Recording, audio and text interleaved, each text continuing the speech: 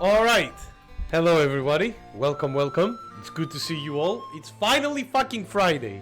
And also I'm not working this weekend, thankfully. So we're having like I will be able to rest.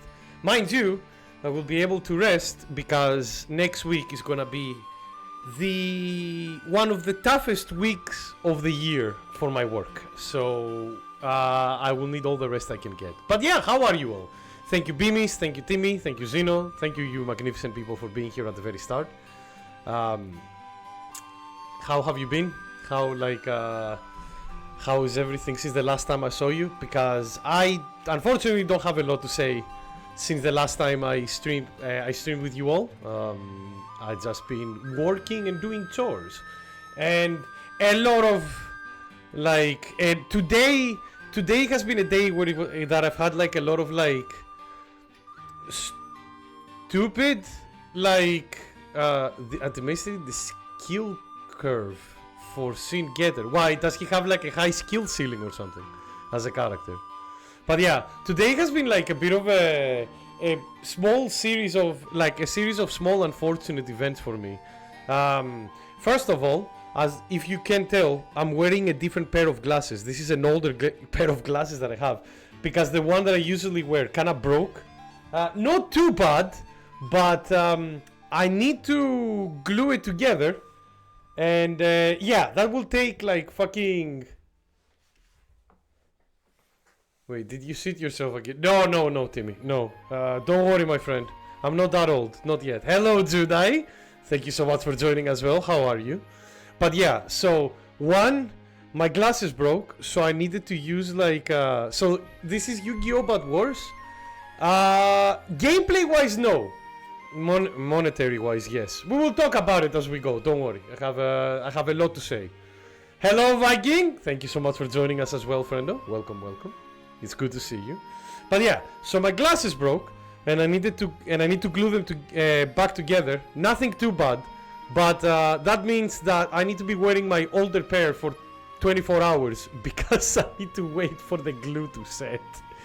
And don't worry, I'm using the best kind of glue. I'm using the favorite snack of every Soul player, the Gorilla glue. So that's gonna be fine. Other than that, flex tape. I said glue, Zeno. Glue, not tape. Then after that, flex seal. No, I used Gorilla. What else happened? When I was like in the supermarket today to pay, my keys, literally my house keys, fell into the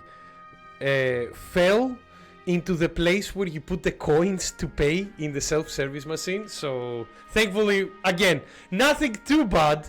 Just like the person came in, opened the machine, and immediately got the keys. I was like, here you go. And I was like, thank you. But yeah, like today has been like a day filled with like these kind of small unfortunate events. I don't know why, but yeah, it's a weird day. But hopefully those small things of unfortunate events won't continue. So a day of just being really inconsistent. Yeah. Are you having one of those days? Yeah, yeah, Viking. Thankfully it hasn't got me yet, thankfully. So I am alright on that. But dear Lord, man, it's been one of those days. It's been one of those days where you don't wanna wake up. To be honest with you, it's not like I didn't want to wake up. Like I woke up fine. It's after I woke up that I had the problem. But yeah, so today we're gonna have. I wanted to say we're gonna have a relaxing stream because I have been. Thank you, Judah. Break stuff, you know. But yeah, so today, I wanted to play. We're gonna be playing a gacha game. I know. A very rare thing indeed, especially since I don't like gacha games, and you will see fucking why today, because this is a great fucking example. So to take from a bad day, you play a gacha game to relax, huh? I wish I could relax, but this is the schedule. So we gotta follow the schedule, Viking. And by darn it, we're gonna follow the schedule. And I'm gonna be angry about it. And I'm gonna be angry about it because this is a game that I was looking forward to. So for those who don't know, today we're gonna be playing Shadowverse Worlds Evolved. This is the sequel to the original game called Shadowverse, which is a digital card game made by a company that we all know and love for the most part, Cygames. You know, we've played Grand Blue Fantasy Versus and Grand Blue Reeling hundreds of, like, a lot of times. Hello, Luke. Welcome. I'm about to bitch and moan about gacha microtransactions. Get ready. How was the concert though? Before I start going like, before I go into, yeah, the monetization ruined the game, and I have a lot to talk about that, Viking. But we're not only gonna talk about like, fucking amazing. Good to hear, friend. Whenever I hear somebody having like a good concert, I'm always happy. Oh, Matthias! Hello, Matthias. Welcome, welcome. Luke drank a side duck today. Oh god! Does that mean that Luke has like an amazing psychic powers and also a horrible headache? Just got back and you're completely still on my bed. Yeah. Makes sense, man. You've been traveling so... You drank 2 side ducks today. Oh boy. Does that mean that you like collectively drank 1 gold duck then? But yeah, hello Matthias. It's good to see you as well. You also ate a Tororo. Oh god! What? God! Isn't Tororo like ginormous? I did the perfect ritual before this gacha stream. Oh, yo! Hello, Ichiban. Oh my goodness, all the amazing people here. Thank you. Not the one you ate. Okay, alright. Somebody shrunk him. Souring! Oh my god, Matthias. I mean, I'm really happy that you're looking after your personal hygiene. But don't forget, each sour takes away like 10 hours of experience in Smash. That's why he only ate 1, yeah. He was bun-sized. Oh, that must have been adorable. But yeah, so thank you all. New photos again. What the fuck did you get this time, friend? Let me see. Ah, nice. I like those duckies. For those who don't know what I'm talking about, one moment. Let me pull the PC up. There they are. Look at this. Mind you, if these 2 characters went to any battlefield, they would like destroy everything. Fucking Leon and Solid Snake can just destroy anything. Fucking mechs, bioorganic like monstrosities, other humans, you name it. They can deal with anything, man. I don't think anything can stop these 2 dudes. It was fucking massive. Oh, say Colossal Titan? Colossal Titan, one of those. Oh, like figures you mean? Oh, Jesus Christ. What do you mean by massive? But yeah, he kept us waiting, quack. He kept you waiting, quack. Colossal Titan duck, oh my god. Was it like as big as the one that Penguin rides in Batman Returns, the movie? But yeah, so thank you all, by the way. Again, Ichiban, thank you so much for joining, and Matthias and everyone. This is the last locals of the season. Oh, it makes sense because holiday season is starting. Does Ducky Chris has a rock? It wasn't Chris, it was like Leon. Leon probably has like a smaller Ducky Ashley. Not quite that big. Dang it! You can't ride it down the streets! What a point of that duck then? Of a colossal duck then. But yeah, so first of all, thank you all so much for joining. I'm understanding that like this is definitely like it's been a while since we played the card game on the stream. Invite friends. Ugh, don't. It's Leon Duckety. Yeah. Oh, do it, Nick. Press it. No. I'm not gonna do it now. I don't care about this kind of stuff. But what I care about is actually playing the game and trying different decks. Which is very hard to do in this fucking game, man. Alright, okay, so invite you. Okay, I will invite you, Luke. You want to join? Alright, fine, I'll do it. One moment. Let me put my my face on and see, because I don't want to expose like anything with the code and stuff like that. I don't know what it puts. So, alright, you know what? Here, if anybody wants to join, here is a code. Here is the friend code that the game is like giving me. Here you go, Luke, and everybody else. Anyway, I kinda was stopping. No, Ichiban, it's good to see you, friendo. Thank you so much for joining us. And thank you so much for the ducks. But yeah, here is the invite code. If you want to, come in. Like, absolutely more than welcome to join me. But yeah, so. Oh yeah, save it. Like, I'm not changing the code anyway. So, but yeah. No, don't worry. Don't worry, Zeno, because today we will probably have a couple of matches at the end of the stream for today's Zeno, but I'm going to be playing this game tomorrow as well. So today I wanted more to do two things. Number one, bits and bone about the horrible monetization practices that this game have and what to change in order to make it a bit better for everyone. And number two, showcase to everybody how this game plays, because I saved the tutorials for all of us. I'd like to petition for Bandai to release an official sim for One Piece. They said that they're gonna release some official card simulators for some of their games eventually, Luke. But I don't know when. That was like a report that they did many months ago, but it was only like, you know, kind of like a report on an investor meeting. It was like, oh yeah, we're looking into it, essentially. So, because if they did look, I would literally try One Piece out, and probably Gundam as well.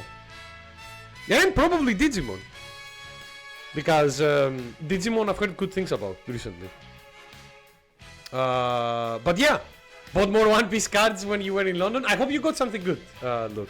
But yeah, so.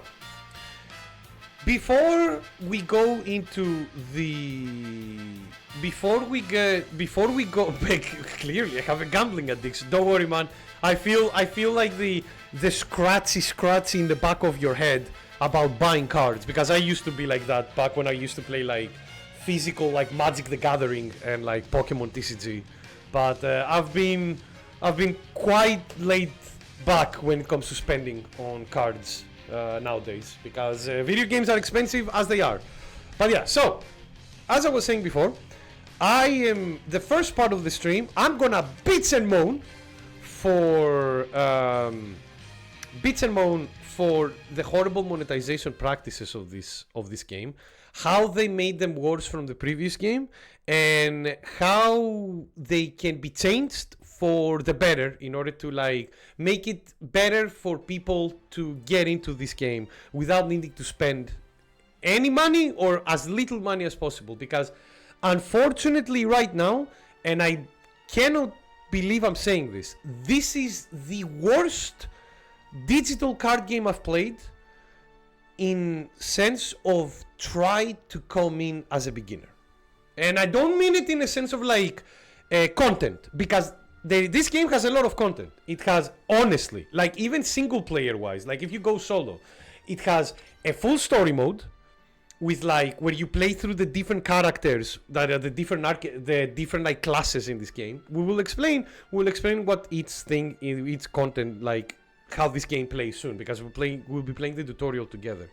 But there is like full story mode. Then there are practice decks that Then there are practice decks, which if you beat them once, you gain money out of them. And also they have like different difficulties for you to see and try different decks with. Then there is the battle tutorial, which we will be doing today. And that's just the solo stuff. And then there is like multiplayer, there is open matches, there is private matches, there is ranked matches, there is unranked matches. And later down the line, there will be drafting, because the original game had drafting, but they said that they want to release a couple more sets before they introduce drafting, so the card pool is a bit bigger. And like later, they will have and I shit you not, they will have lobby tournaments. They will be so. If you had ever the experience, which is a very cool experience, I forgot to remove something, by the way, from my stream screen. There we go. One thing that is really, really good with this is that not only there will be tournaments, there will be weeklies tournaments. So this game has like the park, right? Which this is where probably me and Zeno will be playing. We'll just go into the park and play some games. But like this. The park is kind of like the server. Yes, that's a thing. Yeah. So, homie, welcome, friendo. Welcome. Good to see you. You joined just as I was about to. And Simsup is here. Yo, my amazing people. Welcome. You just joined me as I'm about to begin raging in just a bit about horrible greedy monetization, gacha monetization practices. Get ready. It's gonna get like passionate, it's the way to say it. It's Friday, Simsup. Thankfully, I dodged working for this weekend, so I'm even happier. How about you, friendo? But yeah, so there is a lobby, and in this lobby, it's literally like Grand Blue Fantasy versus lobby. It doesn't have like mini games. It's just mostly like tables for people to sit down and play with each other, like this card game with other people.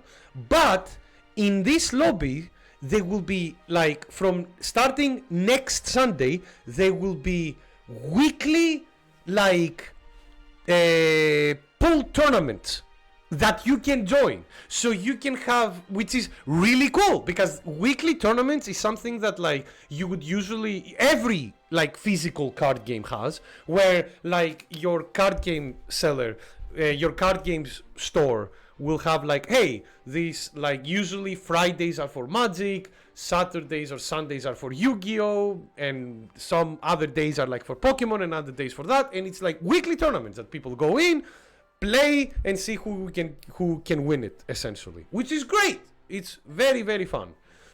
If this is a card game, why are you on a pool?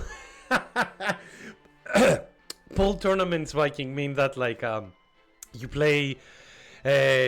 I don't know if there will be pool tournaments. It might be like just like normal brackets, but pool tournaments, it means that you play like. Do you get prizes? You get prizes, and not only you get prizes, Matthias, you get prizes from beginning from participation. So you get something really small for participating, and then the more wins you do, the more prizes you get in the tournament. Your locals started actually running One Piece. Nice. But yeah, that's the thing. Like, it's really fun. As a person that I haven't gone to locals for tournaments a lot, but I have gone to locals for drafting a lot. And it's a really nice way to like go in, talk to people, have some fun playing card games with other people and stuff like that. It's really, what's drafting? Drafting is it's kind of like, Matthias, you gather up with people and then you like build a deck with a set amount of packs or other systems. Like the most common way of drafting in Magic is like each person opens a pack, they look at the cards in the pack, pick one of the cards and then pass the pack to the right. And you continue doing that for like until every card runs out, and you do that for 3 packs. And then the people need to build a deck based on the cards that they got from that like sequence. That process is called drafting.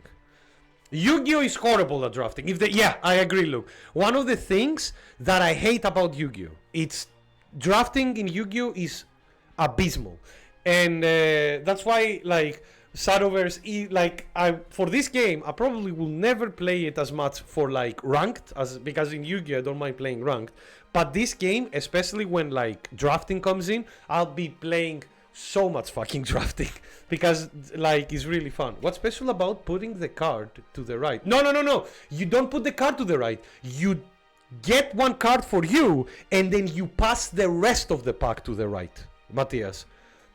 So because you and your friends are in a circle, essentially.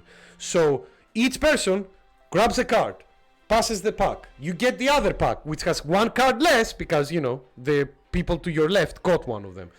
Do it again. Like, got one of the cards from there.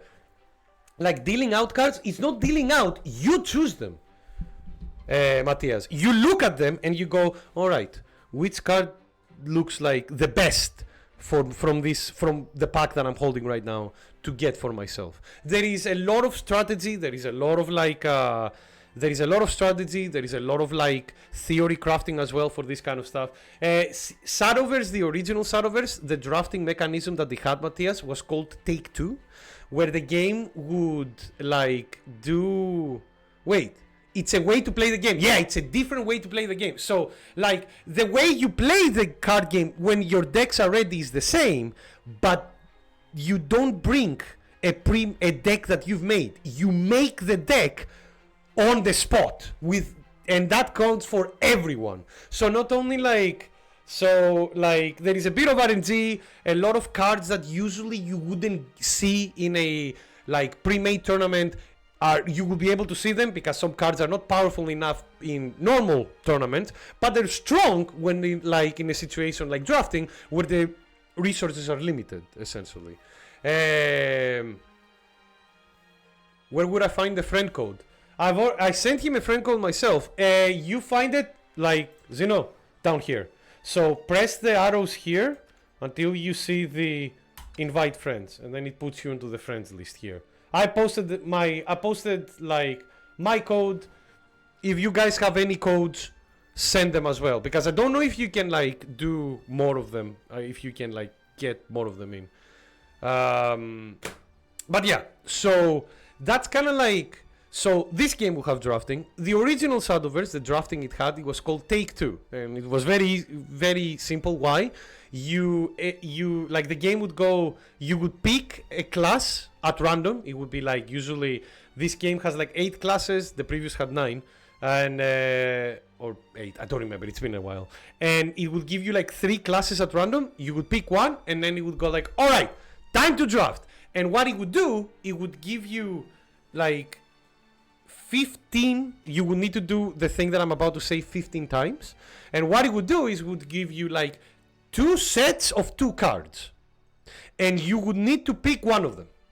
You picked one of them, then the next set of 2 cards the next 2 sets of 2 cards will appear. And you pick another one, and another one, until you had a deck of 30 cards. Because this game is a game where your deck is 30 cards. There is no extra decks, there is no side decking, nothing like that. It's just 30. But yeah, so this game, like when it comes to gameplay wise and kind of like what they're trying to do with like competitive stuff and like interaction with players and like how the gameplay and the variety of the decks is here for the beginning of a digital card game is great. Like there is a lot of variety with decks. Each class has at least one viable deck. Some of them have like 2, which is pretty impressive for a game with like the card pool is like only 140 cards, which is, it's on the right size for a game that starts right now. And they've done a very good job with every deck feeling different, which we will see together as well.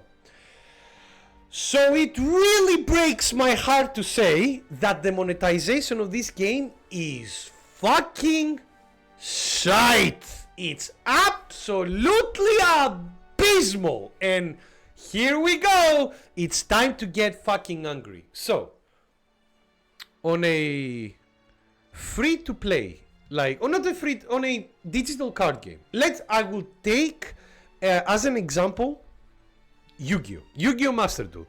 Yu-Gi-Oh! Master Duel is made by a little company called Konami. And if you know Konami, you know that they are very fucking greedy. So it took spice. It is very surprising where Konami of all companies managed to make the start of a less greedy game than what Side Games does. And it's also very fucking weird because Side Games, it has been, for a lot of people who play the Side Games cards and stuff. Yeah, it was, man, when Master Duel was announced originally, look, I was expecting the worst because of Konami. Konami is little now. I mean, I'm like joking, Viking, but yeah. Oh, the game has guilds. It does. I might actually like tomorrow. I might make one. I might make one so we can all join together and have like and know what we're doing.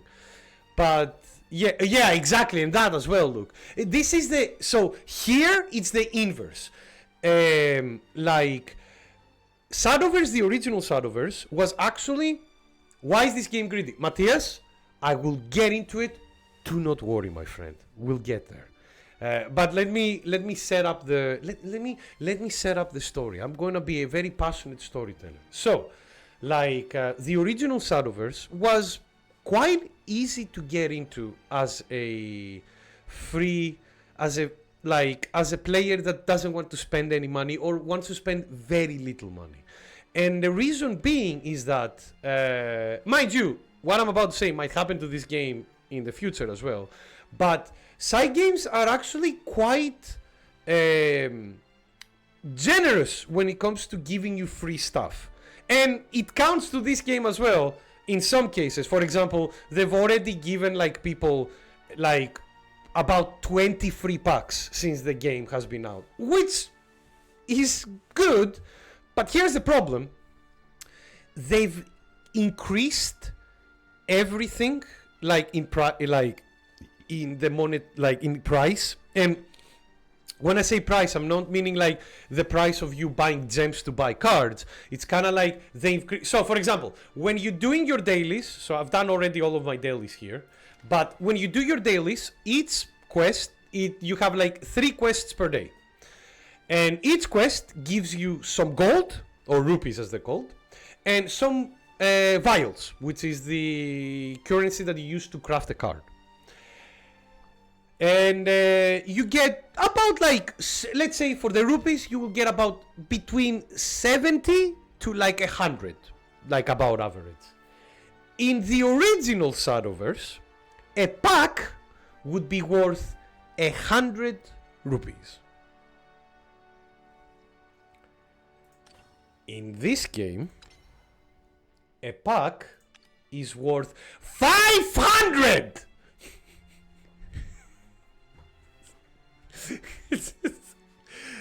The fuck! This is 5 times the price! What the actual fuck? Jesus Christ, side games!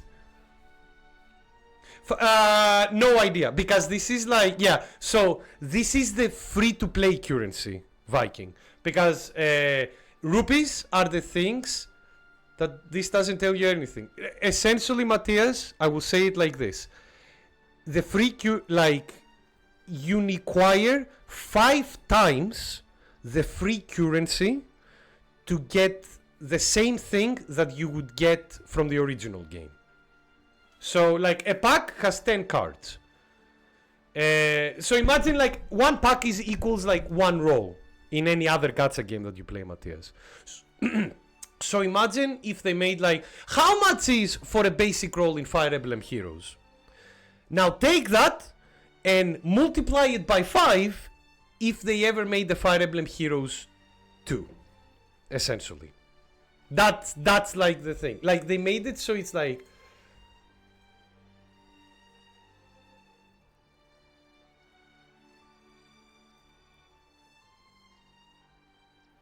Oh god.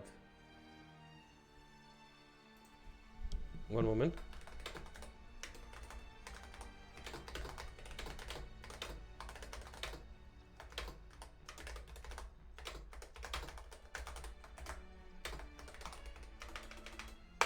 Alright, sorry about that. I just needed to say something real quick.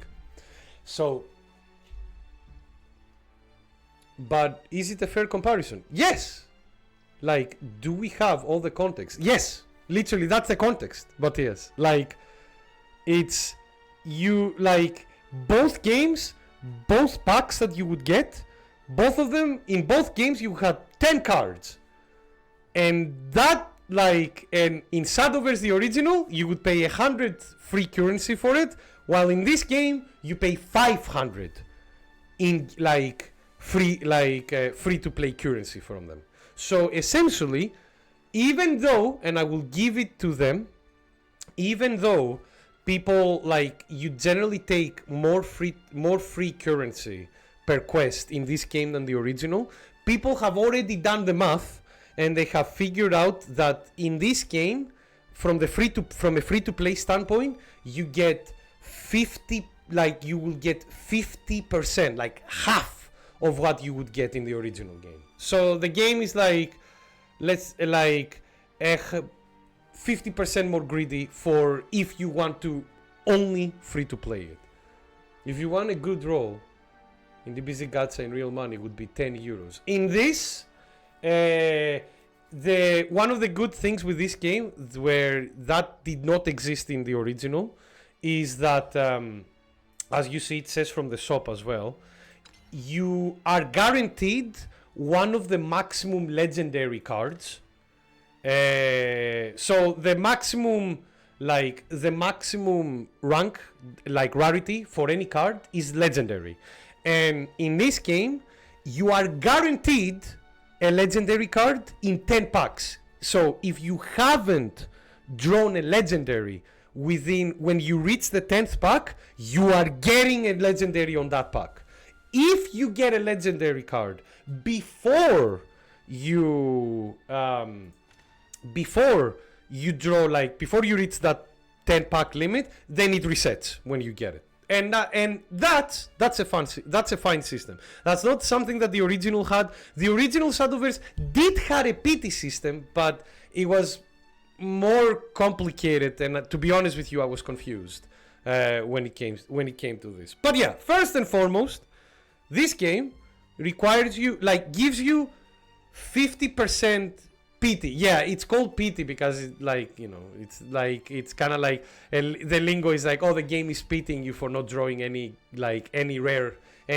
ultra rare like legendary card, so here you go, grab one. That's why it's called like a pity system, essentially. Noticing a partner with this game. Am I allowed to be? Sid, my apologies, Sid, but they need to get more like smaller kids to become addicted to gacha as well, so they cannot have topless like ladies. Sid, what can you do? You know, like this game will not be a top seller because of the horrible microtransactions, Sid. It's not gonna be the waifus that do it, trust me. But yeah, so that's wait a minute. That's one of the problems. Number two, now this is a cosmetic. This is a cosmetics thing, so this doesn't hurt as much for people who just want to play the game and don't care about cosmetics. But here's the thing, which is also fucking so in this game, as you see here, you can have like you have an avatar, like when you play the game, which is one of the characters, and you can change that avatar if you kind of like draw another one during the card pulls. Now here's the problem. It is. Don't worry, Sid. I'm complaining about it right now. So here's the problem. In the original Shadowverse, those like avatars, you would unlock them if you pulled their legendary cards from like this is anime Hearthstone, Sid. Which, to be honest, it's like I really like this game more than Hearthstone, mostly because it's a bit more. It has like the major swings that Hearthstone does, but it's a little bit more lower to the ground when it comes to power level. So it's really cool with that. But yeah, so coming back, if you drew like a legendary card, mind you, you needed to draw it. You couldn't like craft it. Kind of like how in Master Duel, how in Yu-Gi-Oh! Master Duel, alternate arts of cards work. In Master Duel, they would have like a specific period where you could pull a pack, and if you could pull alternate arts of like cards that already existed. And in the original Shadowverse, it was similar to that. It was like, hey, if you manage to pull that legendary card from your draws, you get that person as like an avatar as for you to use as well for when you play the game, which was, you know, it's the kind of a thing where it's like is obviously kind of like trying to make people buy more packs so they can get that leader, but also which is, you know, getting the whales in and keeping them rolling with money. But on the other hand, it had the good thing of like having of people who, you know, draw the legendary to be like, oh sick, I got like a free cosmetic. Great. Yeah, no, we don't have that here. No. We do not have that here. Now, if you want, like, pulling, for example, not Daria, it's like, Daria is not like a person. But yeah, for example, this one, Cerberus. Cerberus has a card in this game. But no, if you pull Cerberus, you're not getting the lead, you're not getting the avatar. Fuck that. No, now, these like avatars are like different cards. So if there is a minute chance, that if you draw, like, you open a pack and instead of getting like a card, you get an exchange ticket which you can exchange for the leader that the ticket is from. Where is the let me see. Where is it? Yeah, there we go. Do you want to know the chances of drawing an exchange ticket?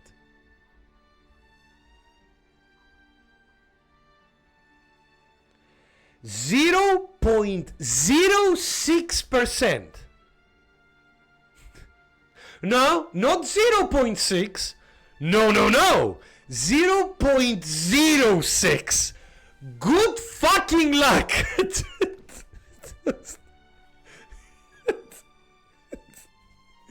Good luck. Oh yeah, and Zeno, thank you so much for bringing that in. By the way, there is different things as well. You don't get, so do you say this redeem with an exchange ticket here and it shows you 3 items? No, you don't get all of these 3 items with like 1 exchange ticket. You need to get 3 exchange ticket of this character to get all of the 3 items for the character.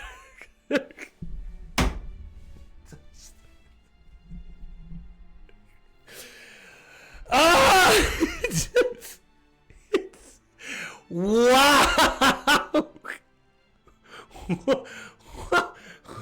What a fucking trust system. Now.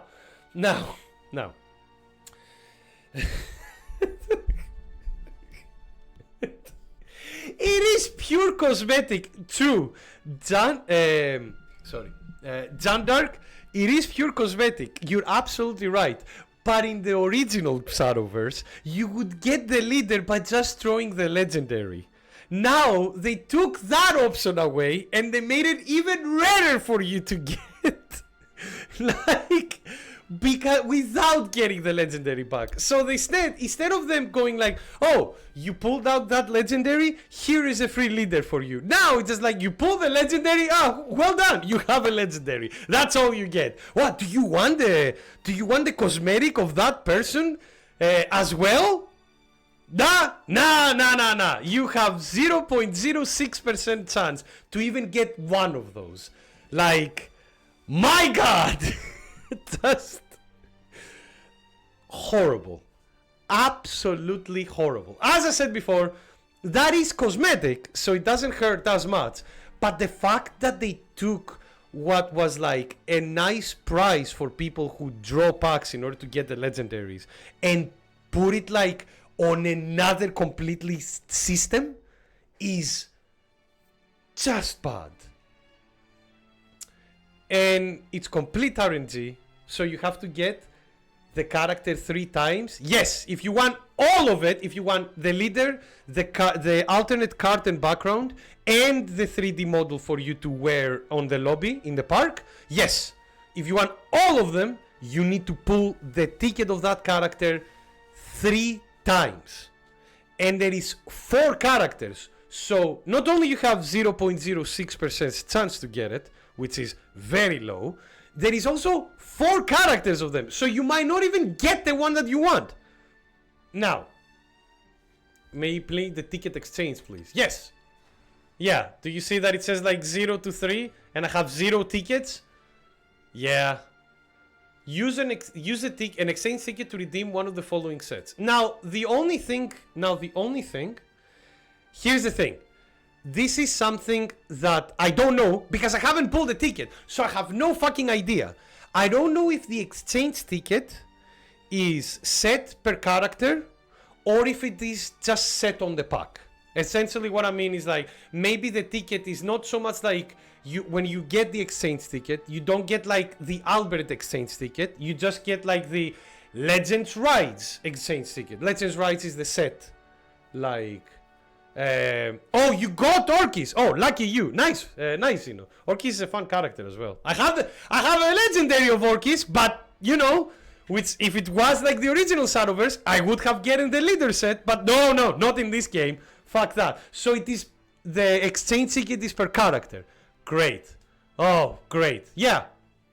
I get the same character again. Is it guaranteed to get the rest of the cosmetic? Yeah. Like so, if you get like. Let's say you get like 2 character tickets, right? You from the same character, yes, you will use one for the leader, one for one and one for the other. If you get 3, then you have all 3. I have no idea what would happen though, as Zeno said, if you get 4 exchange tickets from the same character. Because again, you only need, the maximum amount you will need is 3. So, no idea. So, yeah. Again, this is a bit lower in my concern when it comes to like the monetization grid for this because this is purely cosmetic at the very least. It's just the same that they took something that would come to like in a combo together with the legendary card that you pulled in the previous game and then went like no, we'll just make it like even harder for people to get and not tie it to anything else.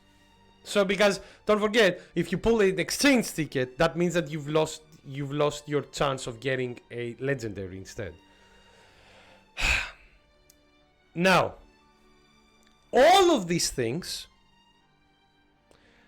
would make this game harder to get into as a free-to-play player, but you would still be able to do it. Because don't forget, this is a digital card game.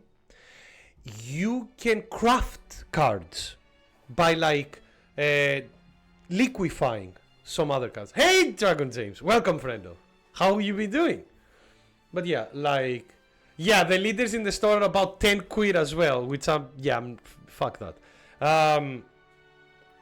But yeah, so let's say, so one thing that makes like Master Duel and a lot of other card games easy to kind of like get into, even if you don't spend any money, is that you can like disenchant cards, get points, and then like use those points to craft some other cards. And usually it would go like you know like Master Duel, for example. Master Duel, if you want to get like a specific ultra rare card, you need to disenchant 3 ultra rares that you have, and then you can craft the ultra rare that you want, essentially. Systems usually work like this. Disenchanting cards in this is very similar to that. Like when you disenchant the card in this game, you get a third of the value that you would need to craft the same rarity of that card.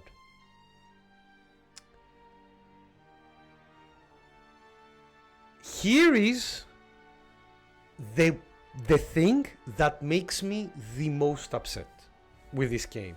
And the reason, in my opinion, which makes this game unplayable if you don't want to spend any money. You cannot. By the way, this was not in the original game. I need to say that right now, and I haven't seen any other digital card game do this. So this is from the ones that I've played. I haven't played all of them, but from the ones that I've played, here's the thing. Oh God. Where is it? Let's go cards. Let's go cards. All right. So here's the thing. In the original, let's go to there. Yeah, there we go. I can showcase it. So As I said before, you can like liquefy cards, as you can see. No, like you can just like disenchant them, and then you can use those like dust to, or here they're called vials, to craft any other card you want. Small problem. In this game, for they said one reason, which I don't believe them for that, but you can be the judge of that when I say it out loud. If you don't have 3 copies of a card, by the way, 3 copies is the maximum amount of copies that you can use in any deck for each card. If you don't have 3 copies of a card, you cannot liquefy the cards. So yeah, like as I said before, I have like just give me a fucking card. Yeah, this one for example. This one, I only have 2 copies of this card.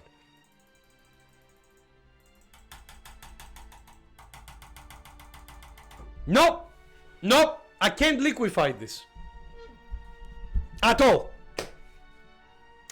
And also, again, I need to remind you, this is a card game that has like separate classes. So if you're going like, okay, I drew like the free packs that from the money that I managed to collect from this game. What do I have? And you have like cards from everywhere, from every class. And you're like, okay, I can't make any kind of like viable deck. Not even competitive. Just viable deck.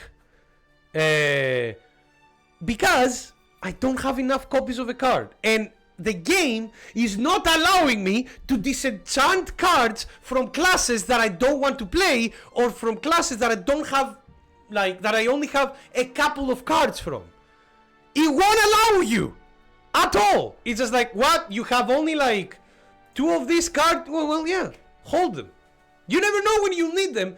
The excuse that they said about this system is that they saw like people playing the original Shadowverse and they were not playing with a lot of like different they were not like playing around with different heroes essentially. Like you cannot like they wouldn't like try all of their classes. So they're like, oh, so we're doing this, so we like, how can I say, like oh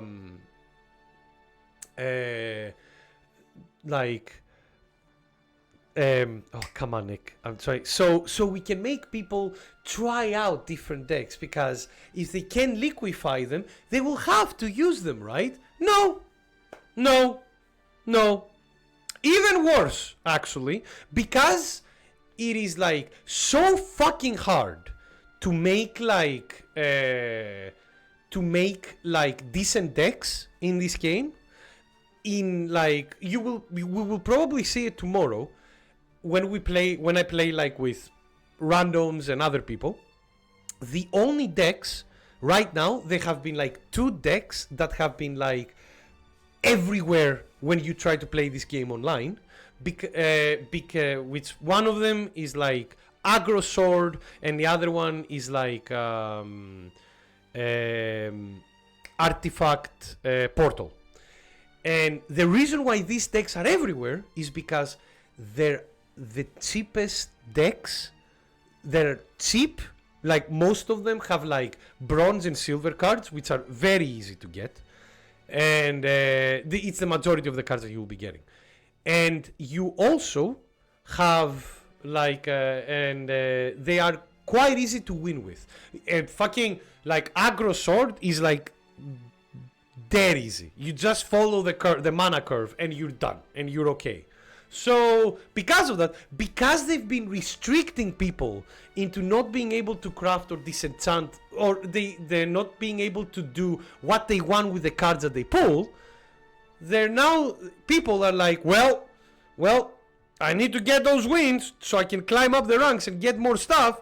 So I'm just gonna like play the cheapest but more consistent deck that we can do. And because of that, the majority of the matches that I've played out of this game as of now have been just playing the same against the same two fucking decks. And that's it. And it's like, who was the absolute moron that decided to go with this system? Who is the absolute fucking like idiot? Like, well, no, like, it's, man, I've never seen this in any other game, digital card game that I've played. In every other game, I could just like disenchant the cards, like Hearthstone, Master Duel. Like, you could just disenchant the cards, like, that you didn't need, and then use the points to, like, fucking, and use the points so you can craft the cards that you need for, like, for you to make, like, 1 or 2 decks to play. Fuck me, like when I started Master Duel, that's what I did. I looked online and I was like, what decks are viable? And I saw like Tri-Brigade and I was like, sick. I love, like, Tri-Brigade looks cool. I'm gonna make that deck. I used most of the free stuff that Master Duel gave me, and it gives you a lot of it. And then I was like, and then I managed to craft 2 competitively decent games, like decks. And then I went online and had fun and started learning playing Yu-Gi-Oh! How the fuck are you gonna start learning how to play this game competitively if you cannot even craft a fucking deck to play competitively? Well, I thought a new franchise, to be honest. I don't know if it worked. To have a fighting game? Oh, I thought one as well. Kingdom Hearts. It's a perfect franchise for that. Not that it will ever happen, but man, it has everything for a fighting game. Warhammer 40k. That would be a very fun, but everybody would be a bit slow because you will need to bring the weight in. Everybody will walk like Potemkin. But yeah, like, so that specific one. The fact that you cannot disenchant the cards, or liquefy as it's called in this game, liquefy the cards that you draw until you have a max set of each one, is bonkers. Is absolutely infuriating. And I'm not even kidding about that. Like, the person who decided to do that, fire them, please. Please, I don't care. I know I'm sounding like mean. I don't care. The person, if I was on that design table myself and the person came in and threw that idea, I would burn them on the cross right then and there. I would magically a can of gasoline and a fucking lighter will appear in my hands. And I'll just be like already going like, oh, you're one of those assholes. Fuck off. Jesus Christ, like, infuriating. Like, I cannot believe that they went for something like this. And, like, because that's the thing that keeps people down from, like, being able to at least make 1 or 2 viable decks and just go on and start playing. It's just... You would not do that. You would smile, agree, and do it, and cash your $5,000 check for the month. No, Timmy, no. I wouldn't do that because I wouldn't work in a company like that, since I don't make video games. And what do you take me for? I'm a janitor, man. Like, I work as a janitor. I'm a person that goes like, I know my deal. Like, I know what to do. That is fine. If somebody comes in and says like, hey, Nick, do this extra job, I'll be like, okay, if I have the time. But like, if somebody came to me as a janitor and say, hey, Nick, we need you to do this engineering thing, I immediately would go, well, give me the paycheck of an engineer. Or like, when I say like, I'm not doing it. Like, I'm not gonna like fucking retile a whole room as a janitor. Fuck you, money please. Like, that's what one of the managers was like, "Oh, Nick, what happened to the keys that we give you before?" And I was like, after I did like one shift that I was completely on my own, so they gave me like some keys to open like the place.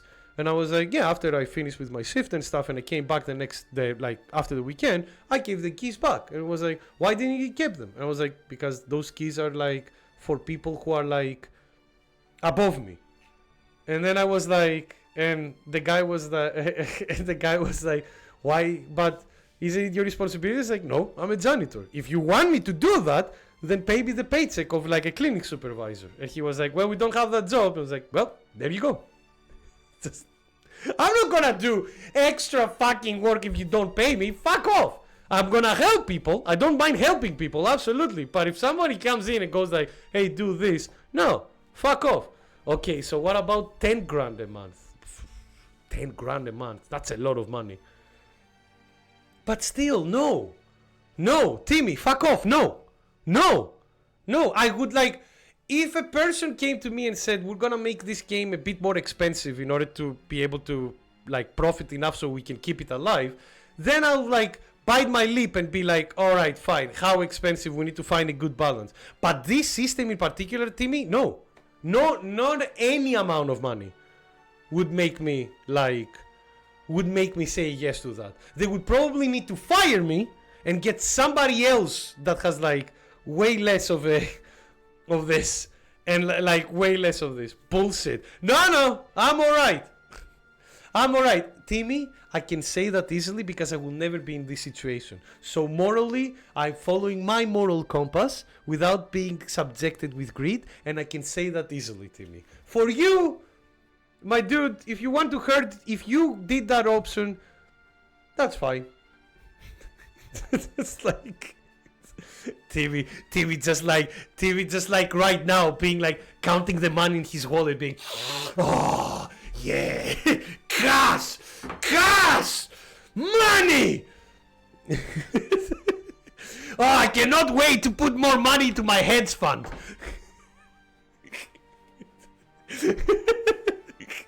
Yes! We'll go to the moon, boys! The fucking moon!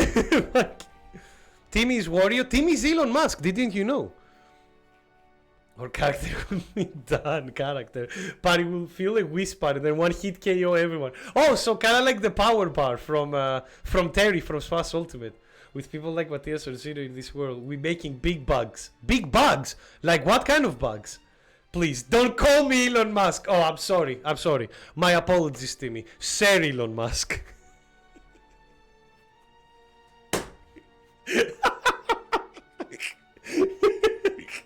Hi. You credit card yet, Nick? No, I'm alright. I don't have a credit card. I have a debit card.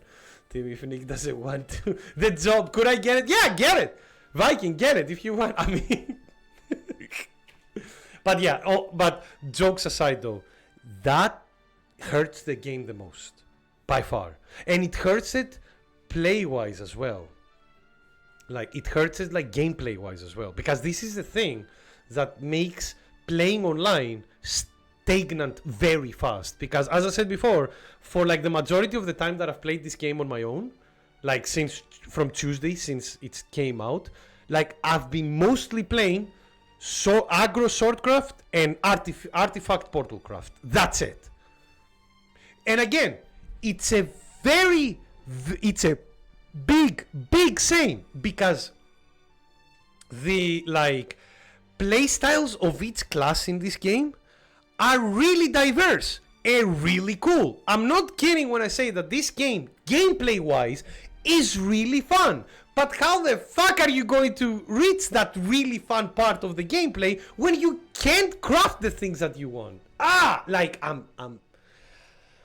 am like seriously upset with this. Like honestly, like fucking side games, bro. Come on, like we've said only good things about you as a company for the majority of this stream, and then you come in and bring me and ruin this game, ruin this perfectly good game gameplay wise with horrible monetization practices. Like honestly speaking,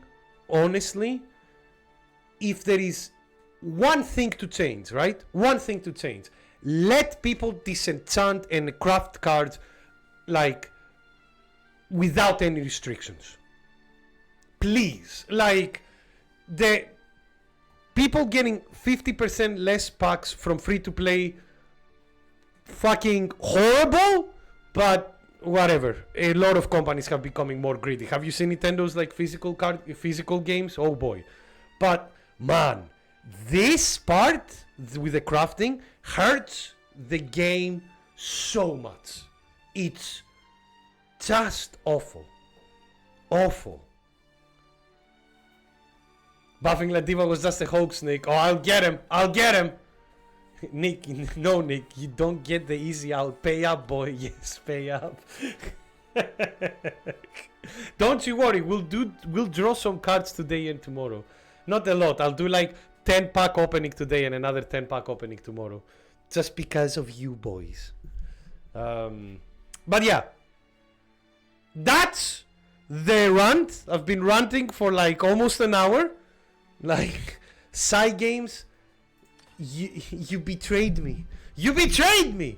I was here, man. I was so ready to like come into this game, be like, oh boy, it's gonna be, if it has like similar monetization like the original Shadowverse, it's gonna be great. It's gonna be like a fun game for everybody to play. I can easily recommend it to people. It's gonna be grand times. Fantastic. Like, and this is a gameplay wise also an easier game to get into than like Yu-Gi-Oh, for example.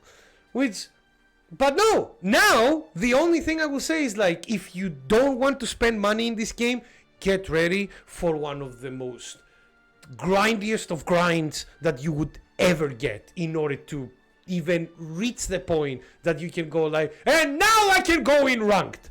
Until then, good fucking luck. Side games to apologize to Nick. They will release a La Diva Battle Pass. Yeah! Like, honestly. How, man? Like...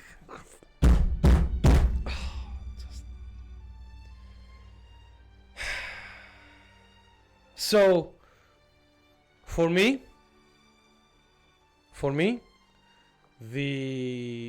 those who might be interested in this game, if you're okay with spending money, there is a very good game for you to find here. If you're not okay in spending money, there is a lot of like solo content that you can do and see if you enjoy it. We will do some of it together, especially the battle tutorial, so all of you can see like in an interactive way how this game works.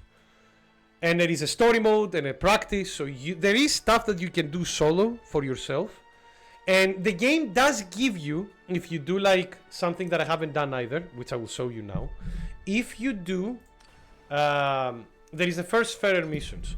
If you finish all of these missions, you can choose one of like, what, 8? 1, 2, 3, 4, 5, 6, 7, 8, 9. One of 9 decks for you to get. But be careful, these decks are not competitively viable. They don't give you enough cards for you to play the strategy properly.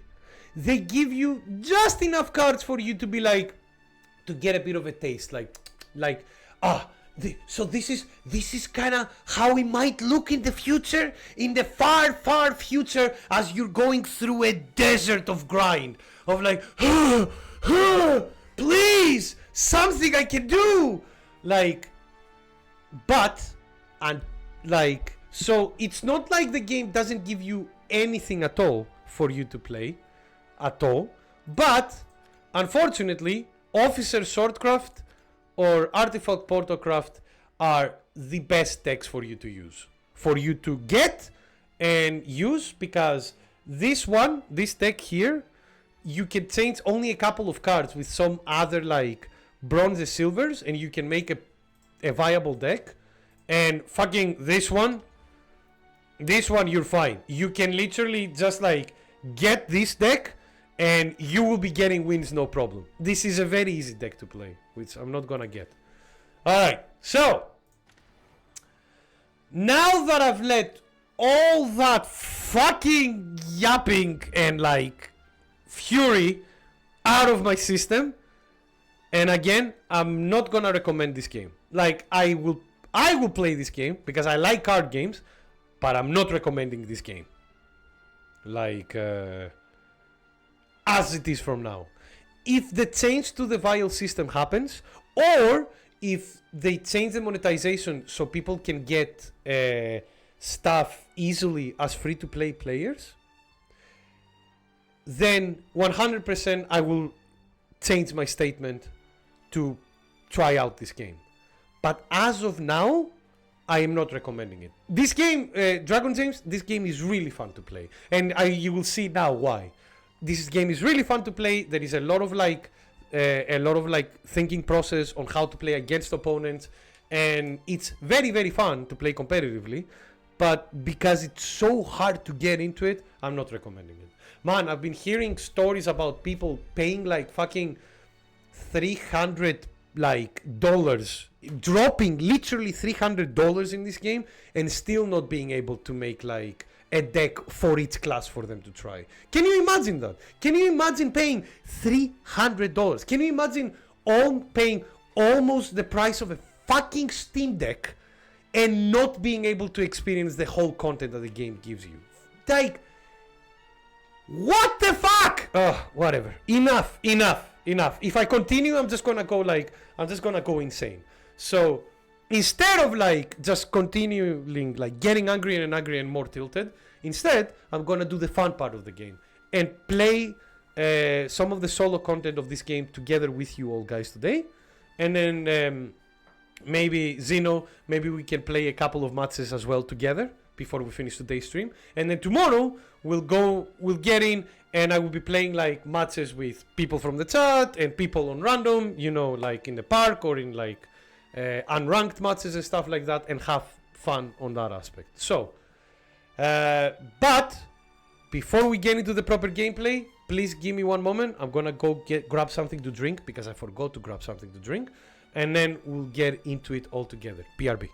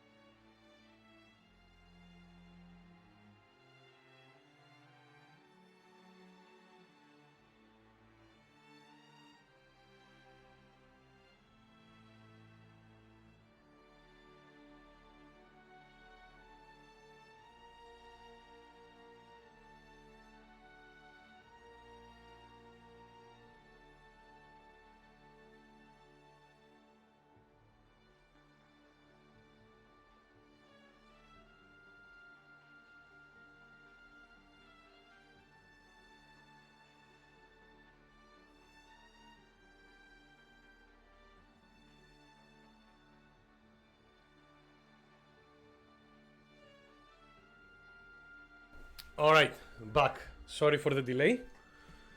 Oh, one moment. I need to check something. Is the glue setting at all?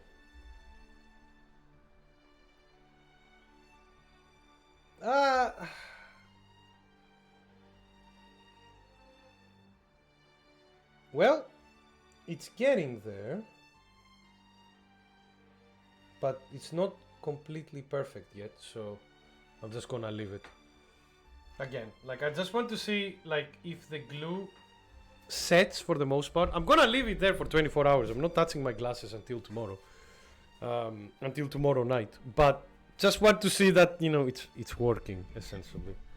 Like if I grab it like this and do this, it's not falling off, so that's good. I can still like bend it, so that's nice.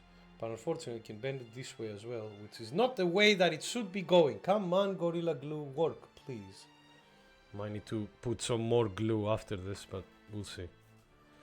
Anyway. So, now, you heard me rage. Time to get in. We're gonna learn together I mean, I already know how to do this, but we're gonna learn together how to play this game. And after that, the game has tutorials for each one of those like decks that it tries to give you. Oh wow! No, I play a lot on PC, so my Steam is always up. But yeah, so let's start. The game will teach us how to play this. By the way, the presentation of this game is insane. It's like one of the prettiest fucking digital card games I've ever played. We have much to discuss. I long for sights unseen. Oh my goodness, look, it's Timmy. There is quite a lot to learn about Shadowverse.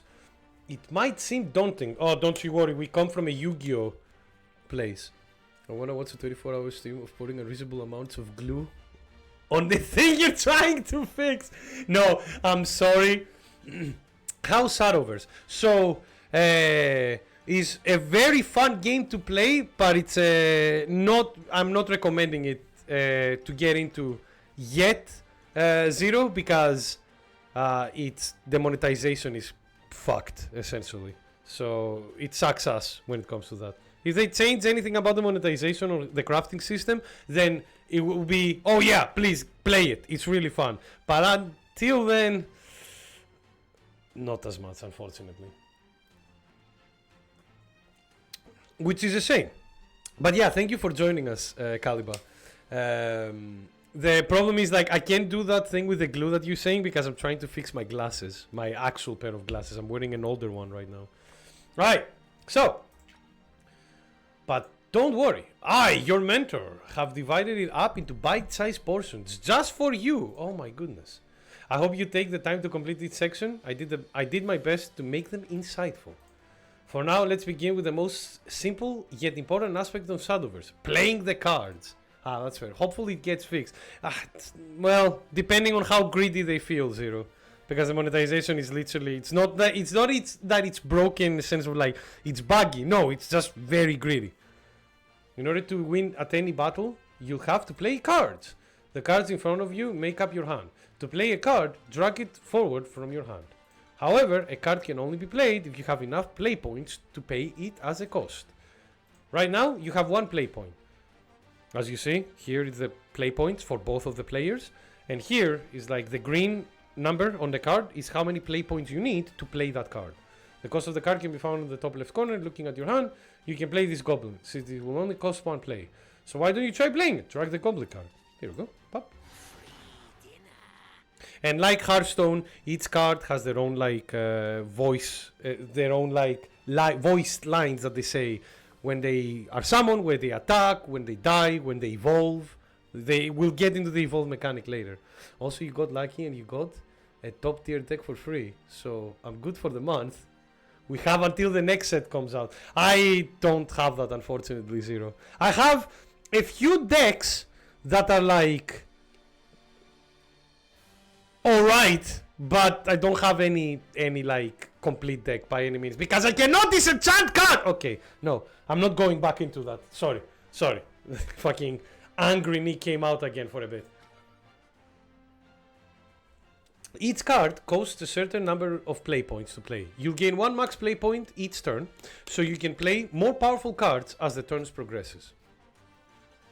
And yeah, so each turn you get one extra play point from the previous turn until you hit 10.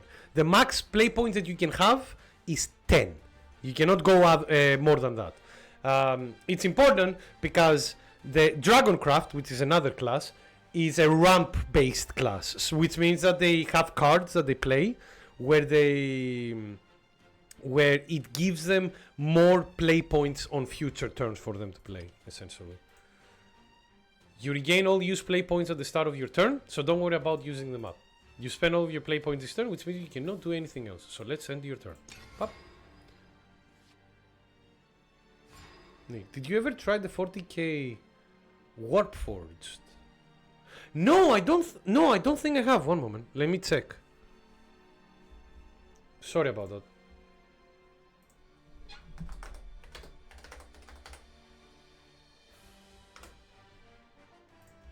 No, I haven't. Oh, it's a Warhammer card game. Oh. No, I can't say I cannot say I have. To be honest with you, just like don't play a lot of digital card games, but there is a couple that I enjoy. I mean, Yu-Gi-Oh! Obviously, since I played for 3 years now. It is also a card game who also seems to be pretty greedy. Okay.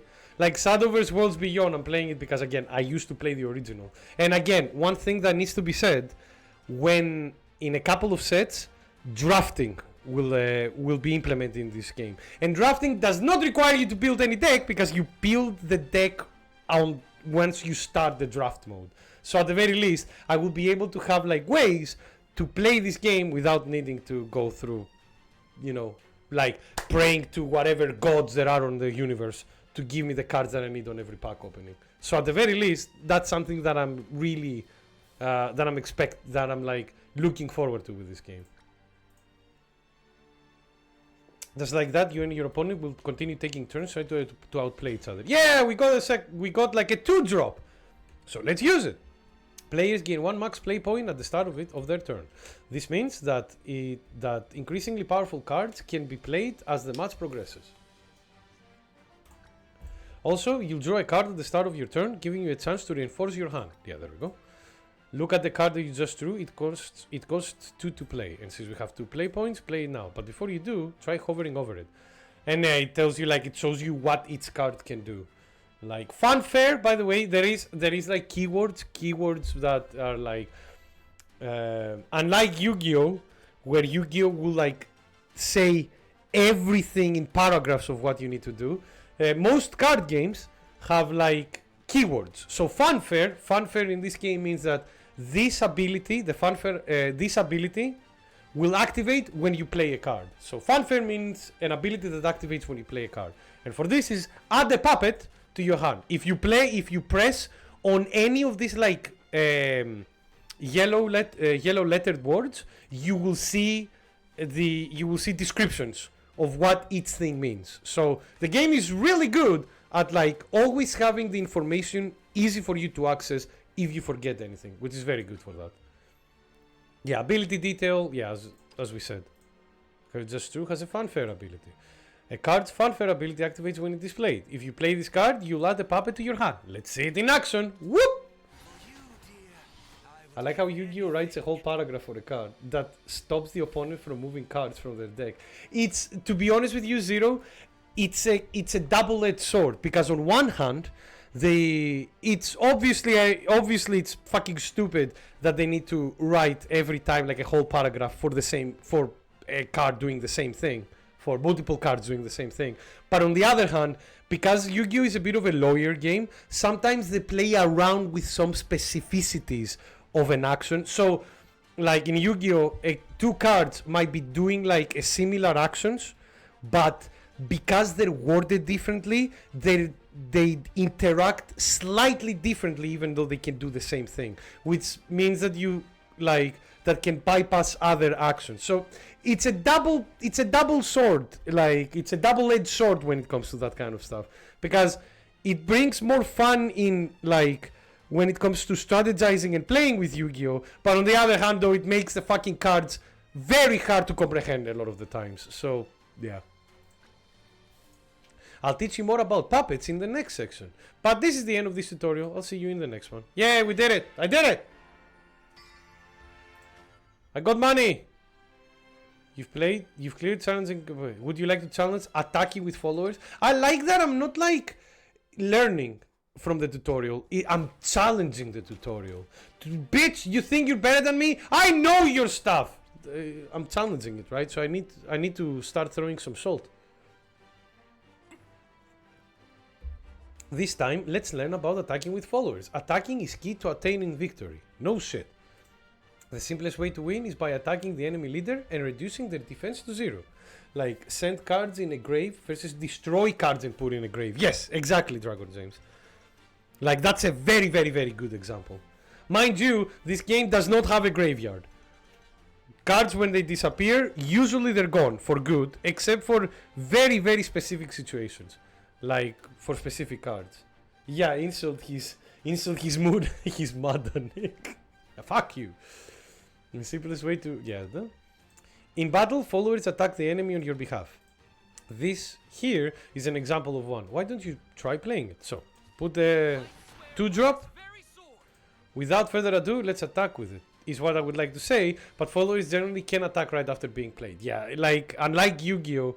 This game and like works with like summoning sickness essentially. So, except if a card states so, you cannot play like you cannot use you cannot attack with the card at the same turn you play it. Your follower can attack next turn, so let's end your turn for now. So yeah, next turn comes, he draws a card, he plays this one. Since the turn has passed, your follower can now attack. Try attacking the enemy leader. So we're attacking the enemy leader. You see we did some damage there. Continue to attack and reduce the enemy leaders to 0. To keep up the pressure, let's play Lovestruck Puppeteer. So play Lovestruck Puppeteer, as you see, and makes a puppet. Thanks to his ability, you have a new puppet in your hand. As promised, let me teach you about puppets. Now, summoning sickness, yeah. It's the Magic the Gathering turn, but it applies for a lot of stuff.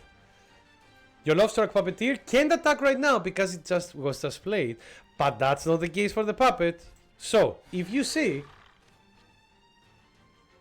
how it's glowing yellow? That's because it has Rush. So, Rush allows a follower to attack another follower immediately after being played. Be careful, not leader. You can, with Rush, you cannot attack the leader, you can just attack the followers the moment you play the card. Which is important. And that's why it has a different glow. Yellow glow means that it has Rush. Green glow means that you can attack anything. And no glow means that you cannot do anything with the card. Now you can make full use of this ability to attack. Yeah, so we attack, pop, done. Spectacular. Victory will be soon yours. And yeah, the damage taken and also damage taken in this stays. It like Hearthstone. When you attack a monster, an opponent's monster, you would like for example, if this monster was a like 2 attack and 2 defense and I attacked him with a monster that has 1 attack, then this monster would have stayed at 2-1 forever. And I'm saying this because Yu-Gi-Oh! Doesn't have that. Like, you just compare the numbers and that's it. The numbers stay the same. If you attack over a monster, it immediately gets destroyed. While in this, you need to do a set amount of damage for that to happen. And then in Magic the Gathering, it works like this, but at the end of combat, the life goes back to normal again. What would you do if at the end of the tutorial, you're told to play out the rest of the match and your opponent plays Aluber into Branded Fusion? I will cry because I don't have fucking Ash Blossom to ask that fucking fusion. It's a 0. I'll be like, oh no, no! I'll they'll press the end of turn button and then they will do another 10 fusers. Be like, no, please stop. I mean, I'm saying this, but I did play Branded back in the day. Master that you were on, you're mastering Shadowverse. But that is the end of the tutorial. I'll see you in the next one. Yay! So now we learned about playing monsters and attacking. Now it's time to learn how to play spells. I said, learn. Oh, that's a good spell card as well. Playing spells. Followers are not the only tools at your disposal. This section is all about spells. Spells, like followers, are a type of card. This card, Divine Thunder, is one such spell. Let's see what sets spells apart. Hover over the card. As you can see, a spell does not have an attack or defense. Instead, each spell has its own unique abilities that activate when played.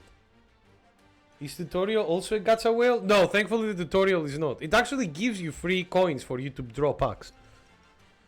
So, not only teaches you the game, it also gives you some cards as well. Which, well, every digital card game does that, so I'm not gonna congratulate them for doing, the usual. Instead, each spell has its own unique abilities that activate when played. For example, Divine Thunder can destroy an enemy follower. Why don't you play it and see what happens? So, we play the card, it destroys, and then does like 1 damage. Spells are cards with abilities that activate immediately after being played. Spells can be differentiated by their flat rectangular frames. Well done. See how easily that enemy follower was destroyed? Spells can't attack directly in the way followers can, but they can make up for it with powerful and more important instant abilities. And an opportune spell can turn the tables on your opponent, so bide your time. But that is for this tutorial. Let's go for the next one. Yay! Alright. Redrawing your hand. Mulligan! Another thing that Yu-Gi-Oh! Doesn't have. World Flipper. I don't know what that is. I'm really sorry.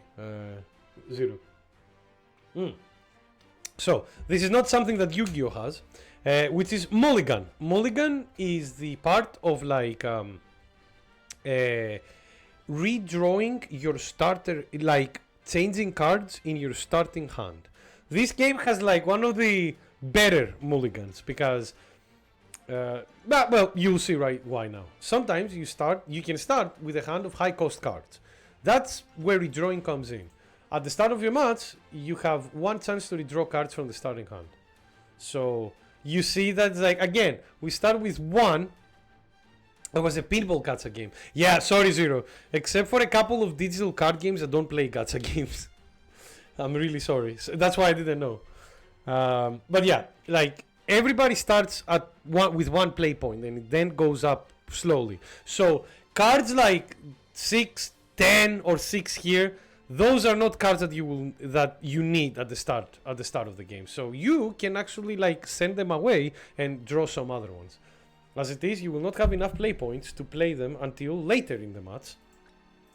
But don't fret, you can draw them by dragging them and confirming your choice. So if we do like, yeah, we don't want these cards in our beginning hand, we can just say, nope, take them away.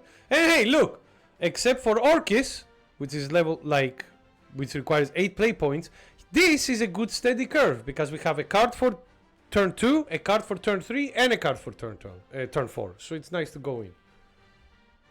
How do you get a pinball? I have no idea. Me neither. More balls.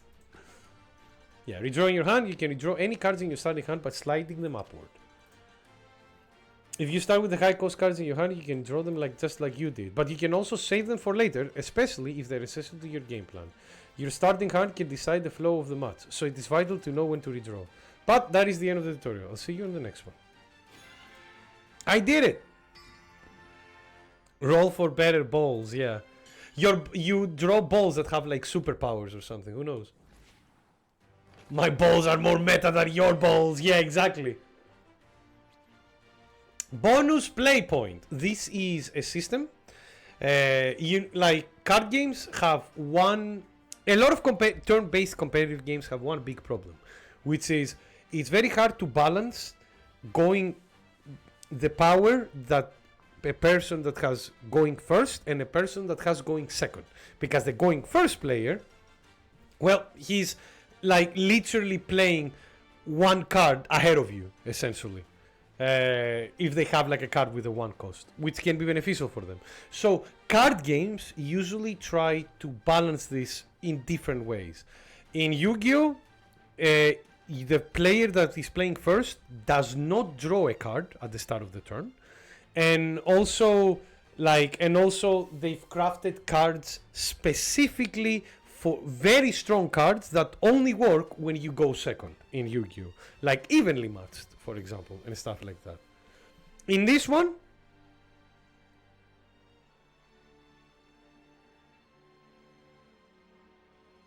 by ramming your balls into them. This is the most aggressive teabagging I've ever heard, Zero.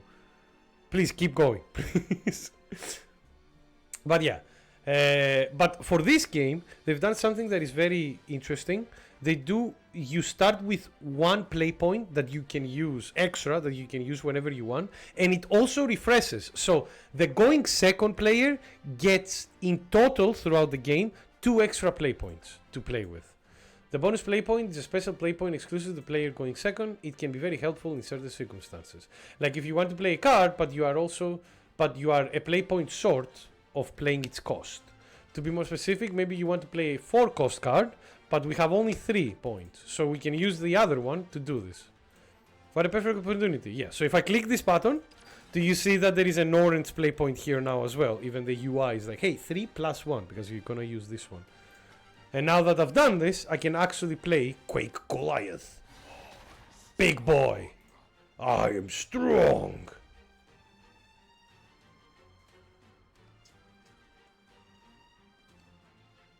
Love in Deep Space. I mean, the game is called Love. It has love in the name. So of course it will be horny. It talks about love. You get it back at the start of your 6th turn. Yeah, and that's the thing. This is the first time I've seen this in Hearthstone. What they would do is that they will give the second player a spell card that you can play for free, where it's like a coin. And it's literally like a bonus play point, but you only get one of those. In this, you get one, and if you've used it, you get another one on turn 6. It may take some getting used to, but once you do, you can the flow of the battle will be yours to control. There we go. Yeah, love. Well, I mean, you know.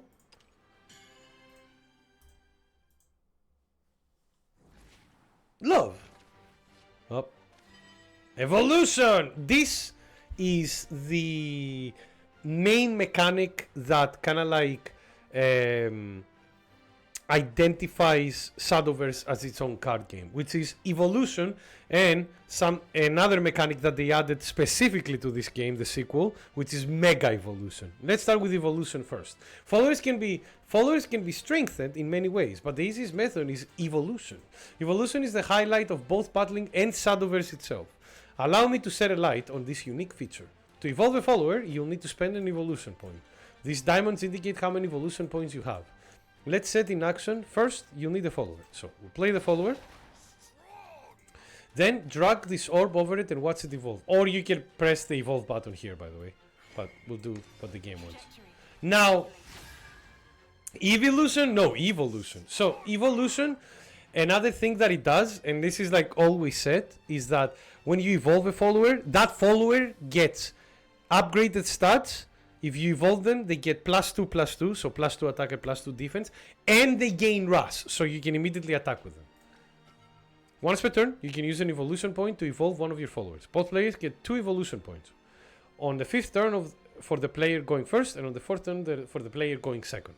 And also, there are some cards that activate special abilities when they evolve. We will probably see it later. Thanks to this evolution, your follower has gained +2 to both its attacks and defense. Also, like I mentioned, followers generally can attack right after being played. But evolving a follower allows it to bypass the restriction and attack the enemy followers. Yeah, so there we go. This allows you to reap the benefits of a strengthened follower immediately. Master evolution will be elevate your battles in a whole new dimension. But that is the end of the tutorial, alright? Not all of the tutorial, we still have like 2 more, I think.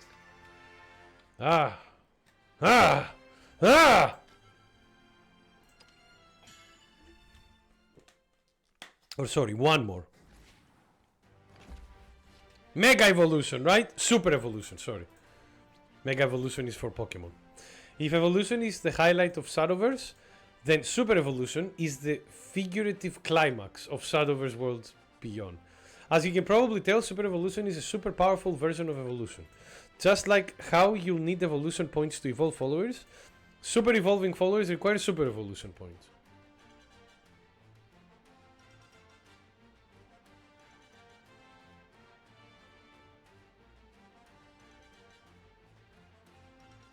And the only other one I know shot itself in the foot and they hacked off the other foot. I mean, you know, I don't know what that says about us men. You know? Just like, it seems that there is like way more men interested in spending tons and tons of money for like bouncing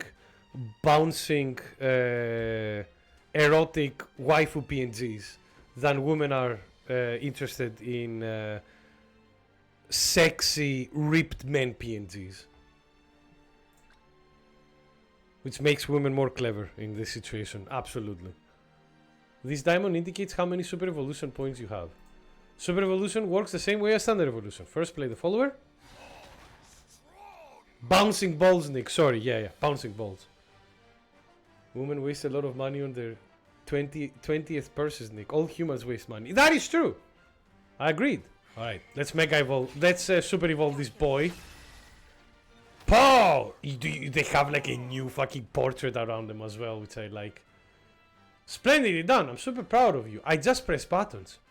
You can super evolve a follower by using super evolution points. This is really strong, by the way, because one thing that it doesn't say here, which is very new, is that when the super evolved monster declares an attack to another monster, they don't get damaged by that monster. You can still damage them if you attack them yourself. Like if you send yourself, you declare an attack with a monster against a super evolved monster. But if the super evolved monster declares the attack, they don't get damaged. Very important to know, because it's a very, very mighty swing. While evolving, the follower increases both their attack and defense by 2. Super evolving increases attack and defense by 3. But wait, there's more! It's like a telemarketing product. Try attacking with it. I'm sure you'll be able to be blown away by the results. Yeah, look at this. So I'll attack this creature. It didn't do any damage on me, and not only that, it also did 1 damage to the enemy leader as well. So a smashing success, as you just saw. Followers destroyed by a super evolved follower will be blown away. Yeah, so they will be blown away into the enemy followers destroyed by super evolved follower. By the way, they need to be destroyed. You cannot just like send if you fought a monster that has like 10 health, 10 defense, they wouldn't have done the 1 damage because they wouldn't be destroyed. But if they're destroyed, yeah, you do 1 damage to the leader as well. And your super evolved follower doesn't take any damage when they are the one doing the attack. Again, really strong mechanic, and this mechanic is brand new. It didn't exist in the original Shadowverse. Of course, you won't have to review alone. As your mentor, I'm always here for you. Nice. Or Starbucks. Starbucks catches both men and women, to be honest with you, Sid. We completed the battle basics. Not that great, to be honest, but still. Alright, guys. Now, I want to see people in the chat. Which deck do you want me to try first? Do you want me to try the fuckboy, the French knight, one of the 2 cyber mages, the kung fu dragon guy, the abyss monster, the Spanish Inquisition, or one of the main character decks? Artifact Port. Of course, the meta deck. Alright, since Zero came first with Artifact Portal, I'll do Artifact Portal first, and then we will do Departed Abysscraft with the monster. Racist Spanish waifu, we'll do that 1/3. Okay, because I will be going through all of the decks, so I'm following like what you guys are saying. See in the new interview, he will divide his estate among at least 108 children upon his death. Co-founder of Telegram. What? How? Alright. So, does that mean that he's just gonna like sell the estate and then divide the... Yeah, and then divide the money between 106 kids? Because I think Artifact is starting to fall off a bit. To Rune and Sword. I'm not surprised about the Sword. Rune is a bit of a surprise. I'm guessing spell boost Rune though, right? Because like dimensional, their legendary spell is really good. He has like 17 billion. Yeah, but he's not dividing that. He's just dividing the house. When everyone plays Artifact, people start finding out how to counter it. To be honest with you, Zero, if you want to win right now in the meta, you either play like, you play a deck that counters both Artifact Portal and aggro Swordcraft, if there is something like that. If you get that, you're winning most of your matches. Alright, let's start with Artifact Portal. Zeno, you will love Artifact Portal because we will be building mechs. That's what Artifact Portal does. It tries to build a big mech. I don't know if we will... Oh, yeah, we will see it here. Okay, get ready. This is gonna get fun. In this session, I'll show you how to use an Artifact Portalcraft deck. Artifact Portalcraft is centered around fusion abilities.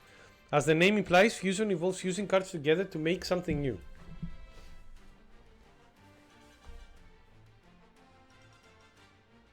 You bricked so many times. Yeah, I mean, again, you probably don't have all of the cards you need to make a consistent artifact portal tech, because again, you definitely won't have like 3 copies of Ralmia Sonic Boom, which is a legendary, and it's very good for like portal for artifact. First, hover at the Gear of Ambition. Yeah, this card can transform into a powerful artifact with its fusion ability. Why don't you try fusing another gear to it? Yeah, so we'll fuse. We'll use this one. Press OK. It becomes a striker artifact, right? It transforms into striker artifact. Let's see what it does. So if you go here, you see like it has Rush. So if you play this card on its own, you will be able to attack any monster with 5 attack. It only has 1 defense, but it still has 5 attack, which can be good for removal at the very least. But we're not done with fusing. We're gonna be fusing a lot. As like Zero, you said something about branded. We're gonna be fusing as much as they do. So what it transforms into depends on the total cost of the cards you fuse into it. So let's try fusing a 1-cost card. So we'll press fuse, and then we'll use a 1-cost card. Pop, put it in, and it becomes Ominous Artifact Alpha. Since the total cost of the card fuse was only 1, it transformed into an Ominous Artifact Alpha. Ominous Artifact Alpha is a powerful artifact follower that can restore defense to your leader.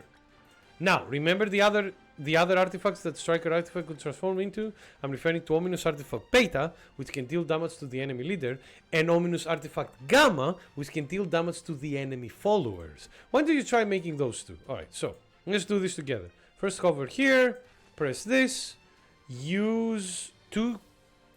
So we need to use a 2 1-cost because we need to have a total of 2 in order to get like beta. So we do this, pop, we get the Ominous Artifact Beta. Fine, let's create Ominous Artifact Gamma. This vacuum cleaner you have is not meta at all. I need to pull a better one. Oh god. Good luck. I didn't know that in order to get a Roomba you need to actually pull it from a gacha pool.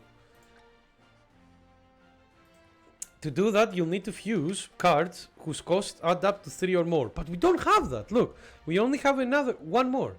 Unfortunately, we used all up all our fusion fodder in our hand. Play artifact recharge to add 2 gears in your hand. So pop, do this. These are not enough still though. Together they still fall a bit short. So what are we gonna do? You know, what are we gonna do? But if you fuse one into the other, you can make a striker artifact. So let's do that because we need to have a striker artifact first. So we do this. Bam. Done. Now you have a 3-course artifact.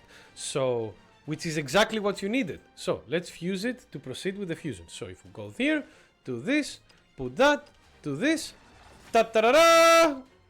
We have Ominous Artifact Gamma. Great job! We're successfully creating Ominous Artifact Gamma. Now that you have 3 Ominous Artifacts, no. Here's the thing now. This is where we go into like, this is where I'm saying Shadowverse is a game that is all about mighty back and forth swings between the 2 players. So you will see now what I mean. Imagine if in the future everything is a gacha. Groceries, movie tickets, housing, everything must be pulled from a gacha. I would probably like kill myself if that's the case. Because that sounds like my kind, like one of the worst kinds of hell. I would prefer living in fucking the Fallout universe than what you described there, Zero. I'm not even going to lie. No. I know you're tempted to play them, but there is a better use for them. And Ralmia is the one that will do it. Why don't you play Ralmia instead? Let's read her, just in case. Funfair. We all know what Funfair is. It is the, like, when you drop an ability that activates when you play the card. Select 3 artifact followers in your hand that cost 5 or less. All of these cost 5. And summon an exact copy of each. By the way, as it says, an exact copy of each. It doesn't say that you summon the ones that you have in your hand. So, pop. 1, 2, 3.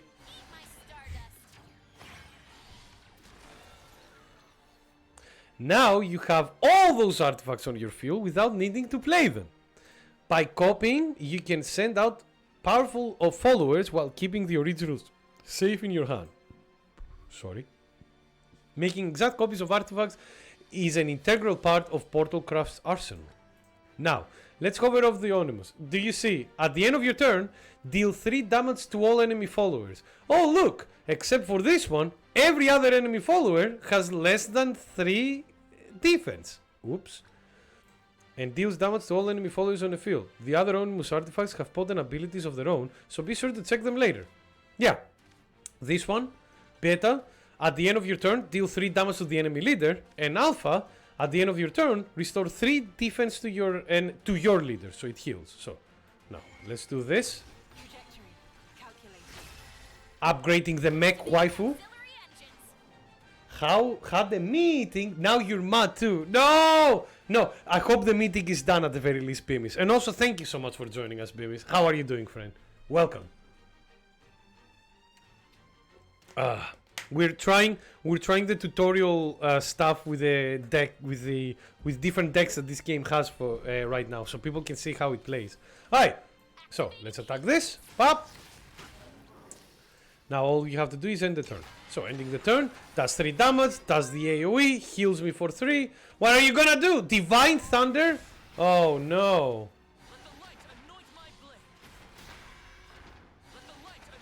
The game is cheating, by the way. These are like 8 mana casts, but for him they were 0. Cheating! Do you know what the funny part is, chat? This guy was already dead and he didn't even know about it. Do you want to see why? Do you remember when I said that we're about to build a mech? It's time to build the mech. So, by using Ominous Artifact Alpha, Fuse, Beta, and Gamma to make Masterwork Artifact Omega. And what does this do? Oh boy. Then fuse them into a 5 cost of an artifact. It's a 10 cost, so you still need to pay 10 mana to do it. But this thing is fucking amazing. Look at this. So this thing, but in the right hand, improves effective answers for a wide range of scenarios. Now it's time for the world to remember the power of the ancient artifacts.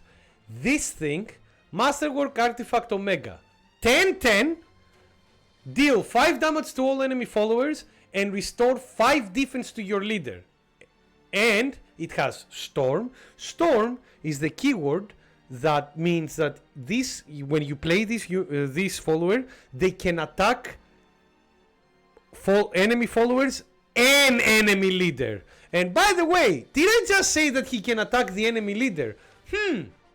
He has 10 attack. His health is at 10.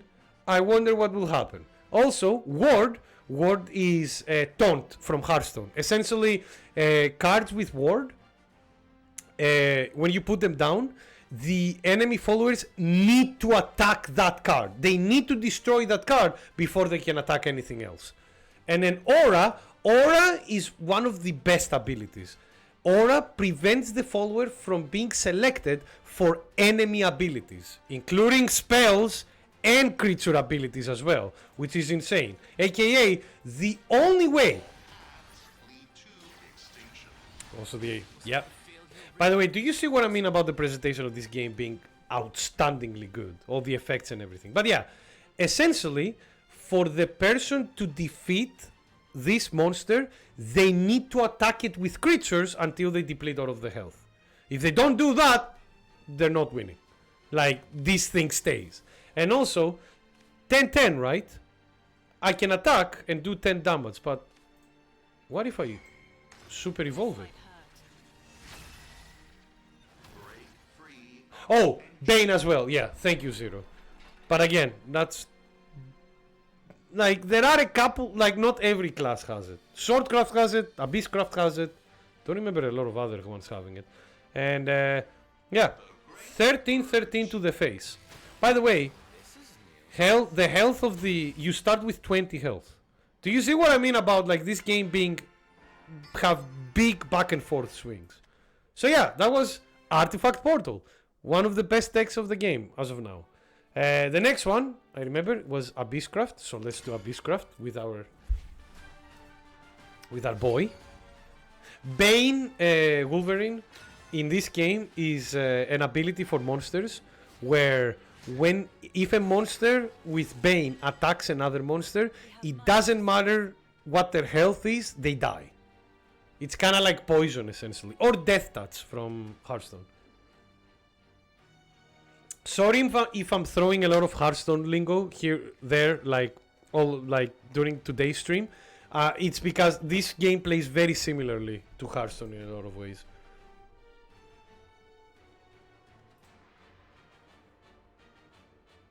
So no Tom Hardy? No Tom Hardy. Not yet at least.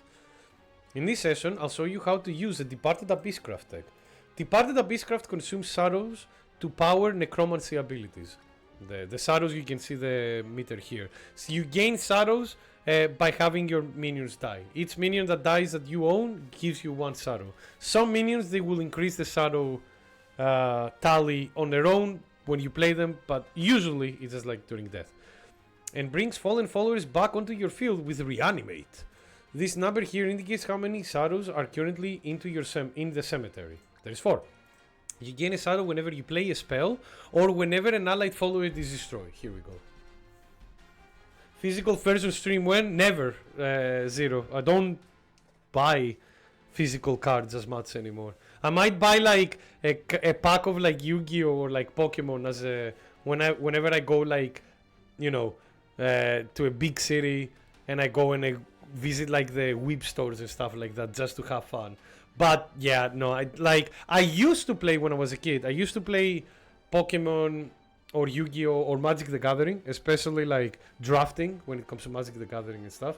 But nowadays, one, I don't have time to like go to locals and like play, and secondly, digital card games for me it's way easier because at the very least I can pull out my mobile phone when I'm like during a break at work and I can play like a match, you know, without needing to go to a store to play. Whip store is a scary name. They're fine. It's nice. They have like a lot of stuff that you might be able to get. But yeah, that's the thing. So sorry about it. I've never opened a pack of Shadowverse Evolve in my life, and I don't even think that the card store in my area, Zero, even sells them, unfortunately. Because it's a small card store, so it only sells like, you know, Magic, Pokemon, Yu-Gi-Oh, and Bandai cards. You gain a shadow whenever you play a spell. Yeah, we saw that. Go ahead and hover over Devious Lesser Mummy. So as you see here, Necromancy 4, so if you have 4 shadows, you use them, gives this follower Storm. And as we said before, Storm is a... You can attack the enemy directly, the enemy leader. Wait, are they real? So... what happened with Shadowverse, Matthias, is like they made the digital card game and then like what, fucking 7 years later they made the physical card game, which is based on it, but because it's physical, it's not digital, it has some different things like with the rulings and stuff like that, because again, digital card games can play around that they are digital with some RNG stuff and other things like this. So some aspects need to change since you're playing it on a physical. But yeah, Shadowverse has a physical game. Did the digital release now? No. This is a sequel, Matthias. There used to be just like Shadowverse, like fucking almost a decade ago, which was the original. This is the sequel to that game. Necromancy abilities consume shadows from your cemetery when activated. Yeah, there we go. For example, Necromancy 4 ability requires 4 shadows, which will be spent upon activation.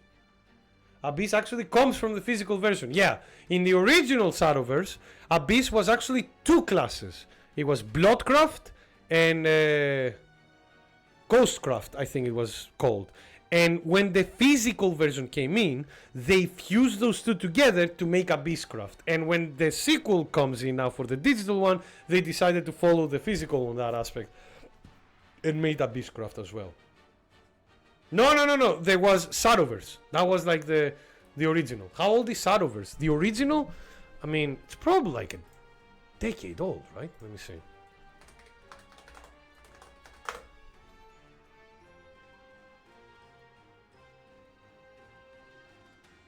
Oh, for fuck's sakes.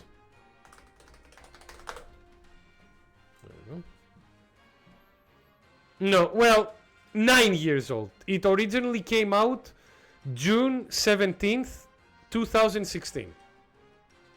So yeah, 9 years old, not a decade old. Close enough though. Fire Emblem Hero is almost a decade old. Oh, here he comes. Are you feeling old? Which you shouldn't. You're still quite young.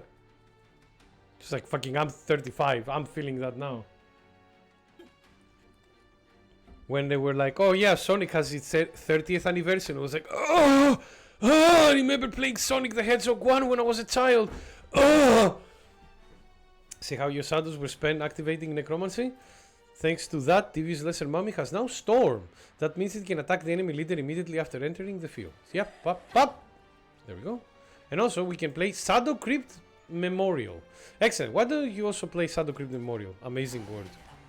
Nick, it's Mario's 40th anniversary this year. Yeah, exactly. I'm turning into dust every time I hear these kind of things. Saying a decade old, and it was like 2015 scares me. I know, right? Oh, welcome to my life. Shadow Crypt Memorial belongs to a category of cards called amulets. Yeah, kind of weird that the game did not describe what amulets are. Amulets are like physical entities on the board, but they're not creatures. You can engage with them, and they do different things. So, I'll explain when it does, when you put it to the next turn. For now, end your turn. All right. Ending my turn. He's playing Mecha Cavalier.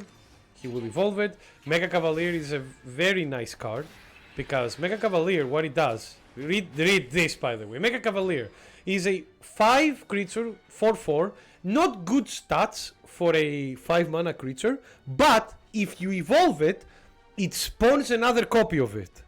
As you see, that's why there is another one here. If you like super evolve it, it spawns 2 other Mecha Cavaliers, which is insane. He's still 25. No, I'm 35. Your opponent field is looking quite formidable. Oh, Mario is not 25. Come on now. You don't have like that physique and masters and you're 25. This is like a fucking Brooklyn plumber that has been working like for 30 years at least. He must be at like 30s or 40s. Your opponent's field is looking quite formidable. But there is no need to worry. Mokan's Shadow Crypt. Shadow Crypt Ward is here to deal with that. Go ahead and play him. Let's read him. Fanfare, Necromancy 8. But we don't have Necromancy 8. Evolve this follower. Oi! What the fuck are you doing? I don't have 8 shadows. They won't evolve. You're taking away my free evolve! Oh my god. Mokan with Strengthening all the departed followers that enter your battlefield. Departed is a trait held by followers as such ghosts and skeletons. Yeah. This is a creature type that it only works for Abysscraft. And what happens is like, they're called departed. Ghosts, they have Storm. They're 1/1 creatures with Storm, but they do banish themselves at the end of your turn. And skeletons are just basic 1/1 creatures. To be honest, I thought he was 60. If he was 60, he wouldn't be like, waha! Woohoo! You know, that kind of stuff. He will be like, I can't triple jump anymore. My joints don't work properly. Now, hover over the Shadow Crypt Memorial that you played last turn. Fanfare. Add 2 shadows to your set inventory. Engage. Destroy this card. Summon 2 copies of Ghosts. So, as you see, it has an Engage ability. The abilities can be activated by pressing the Engage button. Give it a try. Some amulets, we will see that in the next deck that we'll try out. Some amulets have require you to use points in order to use play points in order to engage them. 60-year-old with a bunch of mushrooms would go wahoo. Yeah, true. Depending on what they see during like after they eat those mushrooms, because they might even go like, ah! By the way, do you see here that one of the icons is a scythe? That is Bane that we're talking about before. So because of this card here, because of Mukan's Shadow Crypt Ward, this card has Bane. And Bane here, yeah, we have the Departed trait. Here it is. Mukan gives departed followers Bane when they enter the field. So both of these ghosts have now Bane. A follower with Bane will destroy any enemy follower it attacks, even if it has one attack. So, do you see that both of these have like 4 HP? Normally, in order to destroy them, I would need to attack them with a creature that has 4 attack or above. But because these things have Bane, we don't care about this boy. Fuck you. And fuck you. There we go. And just like that, those 30 enemies are no more. Go ahead and end your turn. Again, massive swings. Sorry. This might hurt.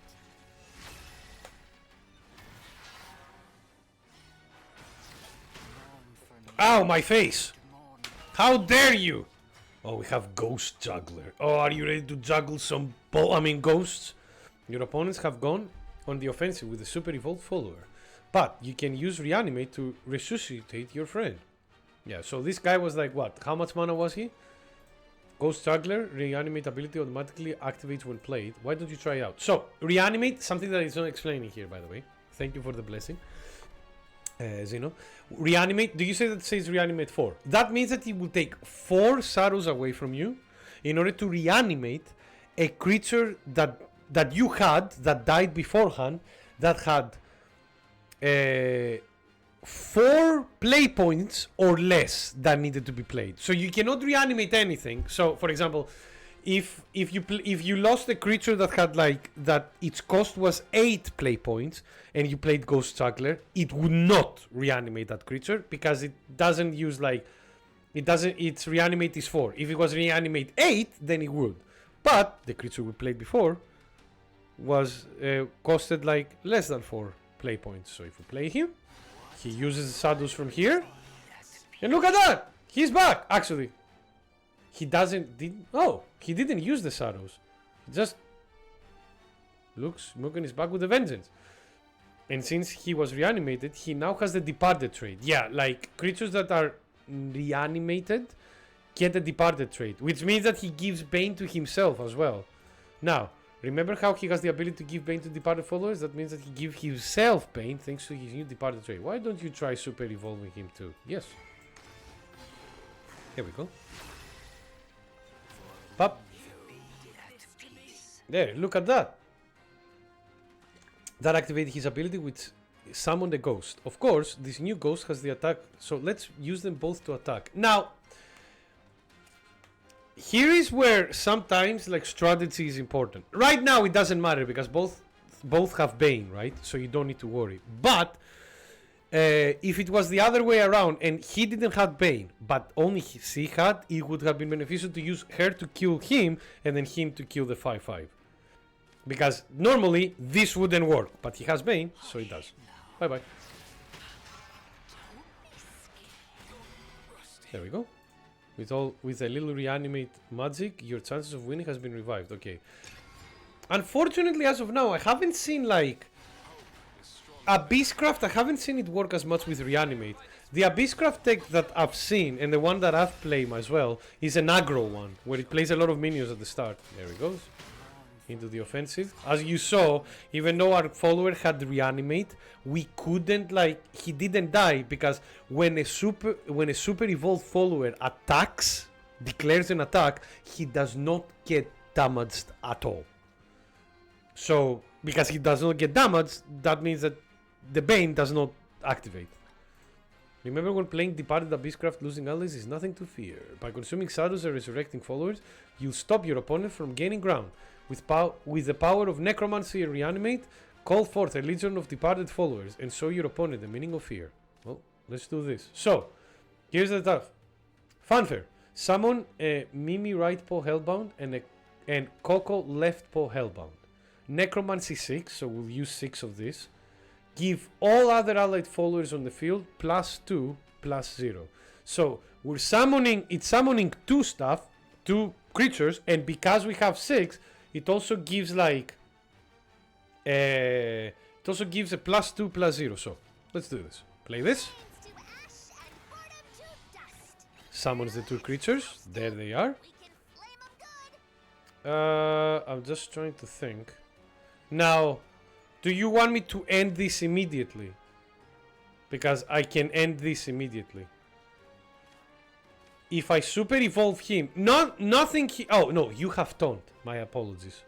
You have taunt, so I need to take care of this thing first, which is not very difficult, because when this dies, deal 2 damage to the enemy leader. There we go. And this is 7, and this restores 2 to your friend. So if I do this, there is no more taunts in the way, and we win.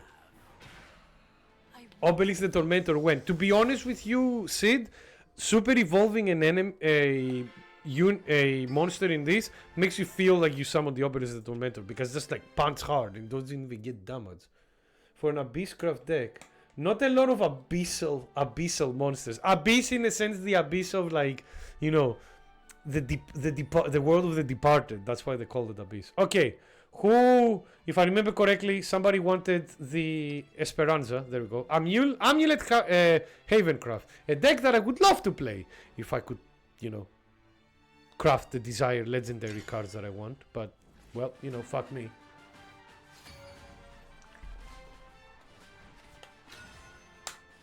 All right.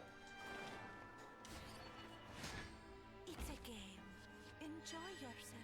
It's a game. Medium rare or well done. In this session, I'll show you how to use an Amulet Havencraft. I think the next deck I will try out will be the Magic deck, because I think Matthias will be thirsting the most for the mage waifu.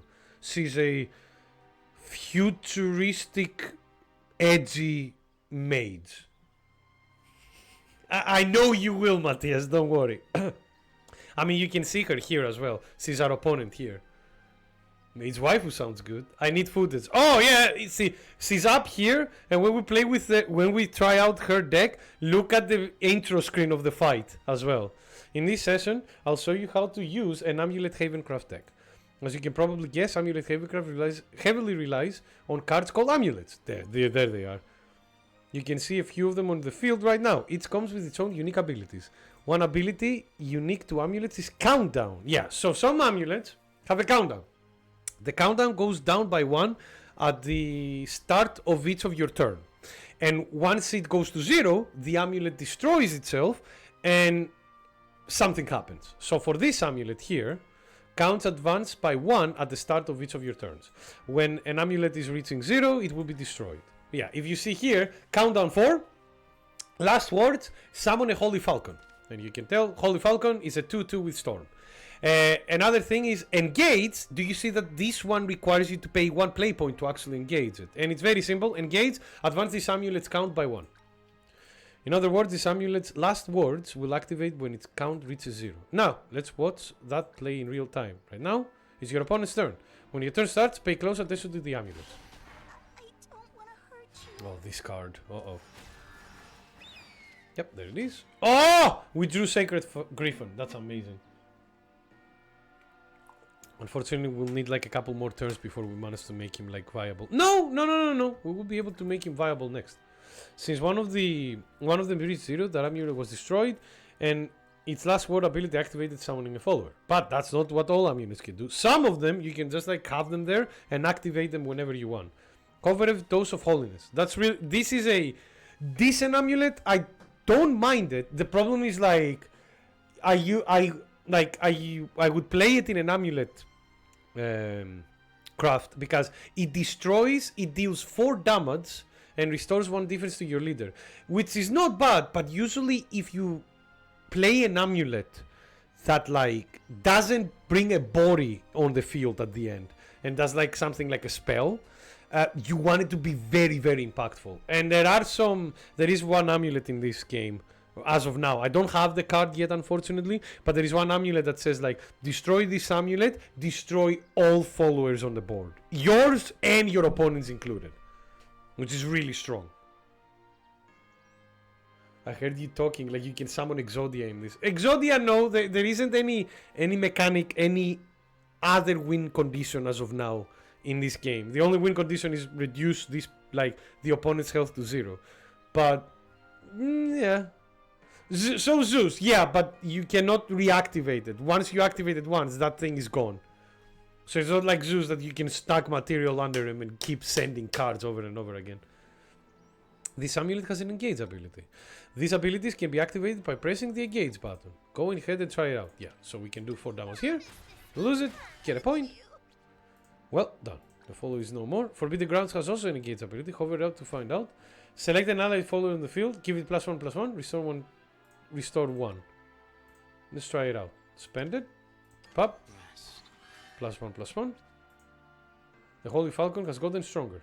And since it has Storm, why do you let it fly to the enemy? Also, I really like that this one doesn't get destroyed when you use it. So technically you have, for 1 play point, you have like a buff.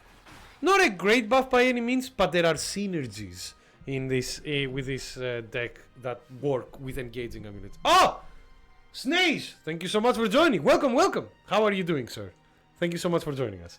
We're having, I'm playing like tutorial stuff today in order to showcase to my friends here on the chat kind of like how this game plays and what kind of like different types of playstyles this game has, because there is a lot of different playstyles. Are there any expensive Egyptian gold cards that you can buy? I mean, they're not expensive, but yeah, 1+1/+1 heal is good enough. To be honest, like, you know, if there wasn't cards like Sacred Griffin that you can, like, when it says like, oh, when you engage it immediately gain Storm, and it's a really card with, this card is pretty decent with Griffon as well, because you give it a +1/+1 which you can use immediately with Storm, and then if you super evolve it you do even more damage. But this is not an amulet that I would use in like other, like in, I don't know, maybe it would be okay with Control Haven, especially now that we don't have a lot of cards, but like I'm not an expert by any means. I played the original Shadowverse a bit back in the past, but it's been a while. Okay, that's all for this turn. I could do more in this turn. I could like use. Oh, Kuon! Oh boy! One of the best legendaries in the game. Hello, Kuon. Look at that, man. Look at this. Fucking for 7 mana and 1 super evolved point, you get a, how much stats? 6 for 10, 15 attack, 1 like 8, 14, 15, yeah, so you get like 15, yeah, you get total stats of 15 and Ras and Ward and woof. There is no mid-range Haven really. Well, unless they're going to start doing some funny hyper buff like Season 3. We'll see, we'll see. Like, it will be interesting. Like, obviously they will use a lot of the ideas that they had from the previous game and bring them here slowly with each set that they go for. But how they will tackle it, we'll have to see. Because obviously the base game of this starts with a bigger power creep than what the original Shadowverse started with, obviously. But hopefully they don't try to push the power creep too fast. Even though, like, a lot of sets are coming out fast. Like, the next set is coming out in a month. Then the third set is coming out in a month and a half after the second set. And then they would have it after 2 months each. This time, two of your amulets reach 0, summoning 2 new followers as a result. Oh, I love this legendary. I have this legendary, by the way. Zone. The Saintly Knight. Very good control. This chicken curry is so spicy, but it's so good. Matthias, I know the feeling.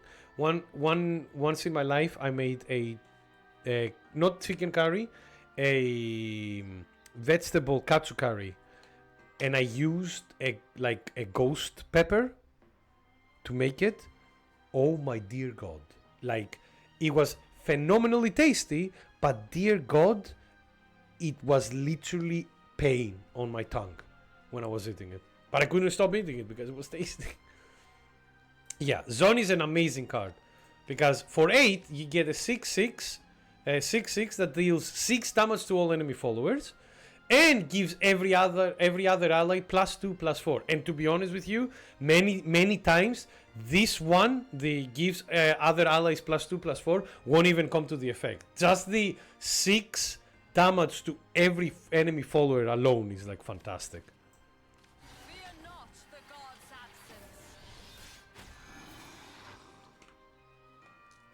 absence. Great control card.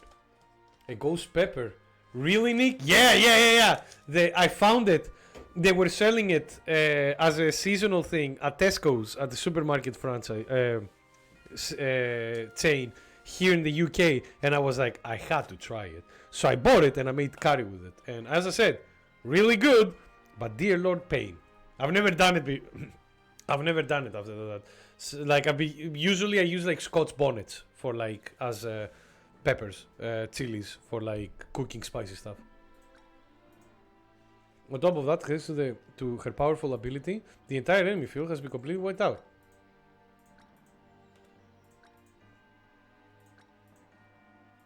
Alright. Can I please play? Alright. Let's see if we can win this. What is the opponent gonna play? Oh, use! Yeah. Hello. Oh my god.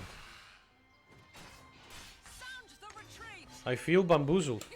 I feel that the game was doing this on purpose. Alright, so. Now you might say this and it was like, oh my god, my board is clear. What am I going to do? Alright. 7, right? Look at this. Sacred Griffon. If you play this deck, if you play like the Amulet deck, Sacred Griffon is kind of like your closer. This is the card that will hopefully, like, if you have one or two of them, in 2 turns, you do like the majority of the damage you need to kill the opponent. If things have gone well.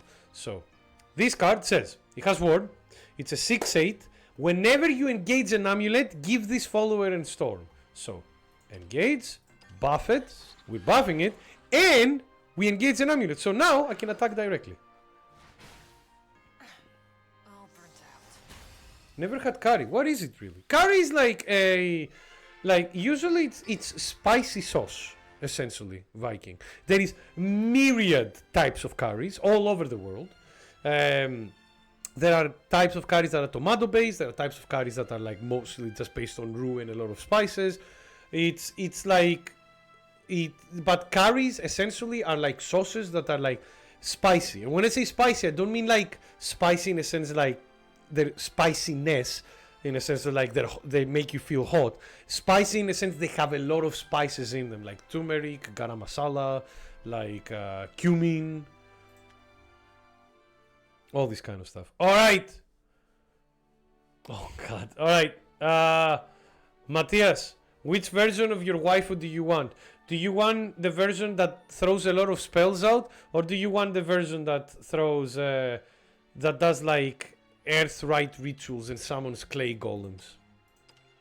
By the way, tell me, Matthias, isn't she your kind of waifu? She's edgy as well. She's like a lone warrior. I don't follow orders. Game do give you loads of gold. Absolutely does. Too bad they quintupled the price of getting a pack with that gold from the original games. Nice. You know? I need to see her in action. Do the many spells one. Good. The many spells one is actually quite fun. You want, like, look at the screen here as well. That's your waifu. Oh, we're fighting the Esperanza. The Spanish Inquisition one. They need to make one, like, an alternate version of Esperanza where she's wearing all red to reference the Spanish Inquisition. Enjoy yourself. In this session, I will show you how to use a spell runecraft deck. That was it? What? It's a card game. What did you expect, Matthias? What else do you want? Like, it's a card game, bro. What, are you looking porn? If you want porn, you can get it for free. Spell Runecraft revolves around strengthening the cards in your hand by playing lots of spells. It achieves this with a powerful spell boost ability. Blaze Destroyer, for example, has own spell boost ability. Yeah, this is really cool. So, Blaze Destroyer, do you see that it's like 10 mana for an 8/6?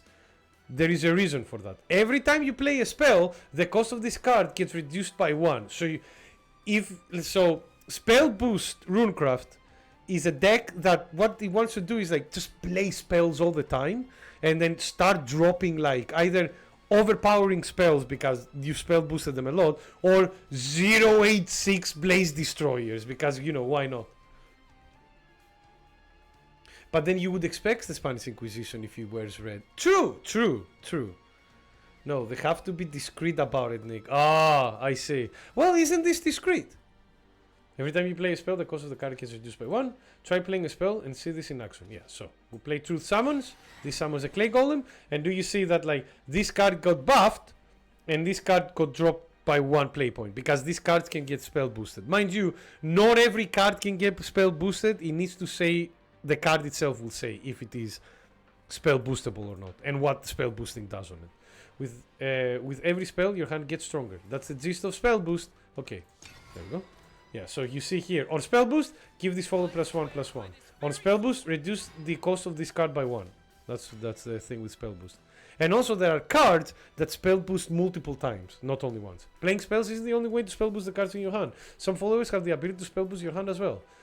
Dazzling Rule Knight is such an example. Do you see that it says, fanfare, select a mode to activate, aka when we play this card, we select one of the two to do, and we'll select the first one, spell boost your hand 2 times. 2 times, by the way, not only once. There we go. With the ability of Dazzling Rune Knight, spell boosted your hand twice. See how Blaze Destroyer's cost went down by 2. You want to continue spell boosting. But for now, let's attack and end your turn.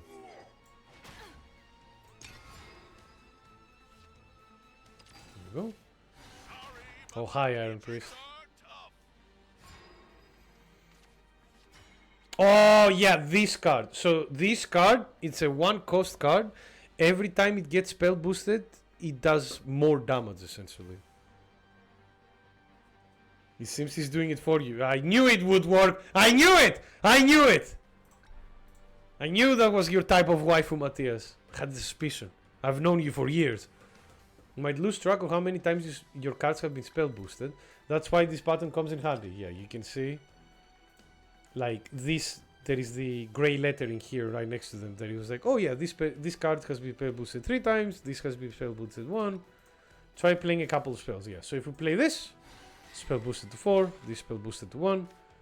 This one, Radiant Rainbow. Select a card in your hand with on spell boost and spell boosted. Draw a card. I'm gonna choose the Destroyer, because he's at 4 now. See how the special card went up? Now let's see the effect of all the spell boosting.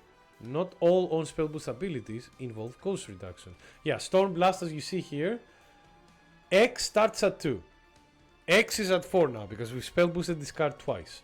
On spell boost, increase X by 1. Select an enemy follower on the field and deal it X damage. The amount of times I've played against a couple of mates of Runecraft, Spellboost Runecraft, and the amount of times they would drop like at the late game, fucking like Stormy Blast for 1 cost, and it would do like 13 damage. Is like insane.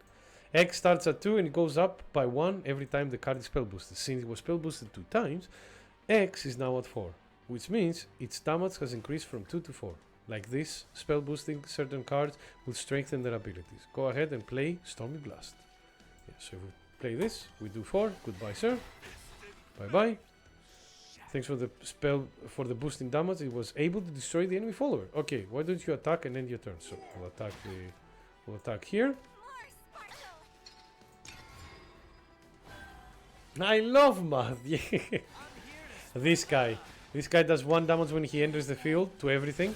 And then he does 1 damage AoE again when he evolves. So he cleared our field. Oh no. What are we gonna do? Blaze Destroyer now costs significantly less to play. But you can get it even lower with the Crown Jewel of Spell Runecraft. It's time for Anne and Grea, Mysterian Duo, to make the grand entrance. When played, it spell boosts your hand by 3 times. Your whole hand, by the way. Let's see it in action. I play games to escape. What the fuck, Nick? Look, sometimes you need some math in order to play properly, okay? Summon and summoning spell boost your hand 3 times. Do you know what that means, guys? That means that our Blessed Destroyer is gonna be 0 points! Perfect. Now Blaze Destroyer costs 0 to play. Go ahead and send it out. Yeah, here we go. A 086. By spell boosting it now you were able to play a powerful follower for no play points at all. It's important to know when to play your cards with own spell boost abilities. Next, evolve Anne and Grea. Select an enemy follower in the field and deal it 3 damage. So if I do this and select him, Defeat is not an option. Just wasn't. I like that. Yeah, I need math to play properly, not math. Oh boy, how do you play like that? And then if we attack with you, there we go, and then turn.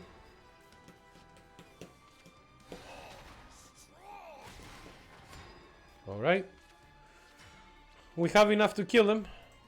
You still have cards with on spell boost in your hand. Think carefully about it. Yep. All right. Goodbye. And just for fun, 11-11. The sword. It's And then over. 1, 2. Trial I must overcome. All right, Zeno. Do you want to play a couple of games? Since I only have like another 20 minutes to go before I need to finish. Don't worry, we'll be playing this game tomorrow as well.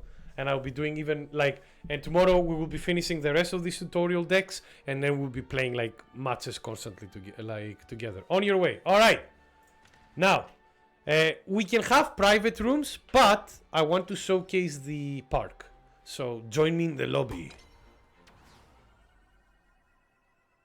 Can't wait. I know, Timmy. I know. It's your you always love this kind of stuff. I mean, you love watching me playing any kind of video game, Timmy, right? I'm pretty sure. You will never lie to me. Oh, what happened? Yay, we did it. We unlocked an event. Whee! Look, it's fireworks. Woo! Amazing. Is this where all the extra money went for? Alright, we're in. So, let's see. You have like obviously matches and stuff to do and things like this, but yeah. I don't know if Zeno will appear here. I need to see like which lobby I am. Select lobby. Okay. Let's go somewhere empty. Let's go fight somewhere empty or something like that. To be honest, I'm just zapping in for random missiles. Goes away again. Yeah, it's like, I mean, that's fine. Imagine like if you could just like play games himself. He would have been so happy.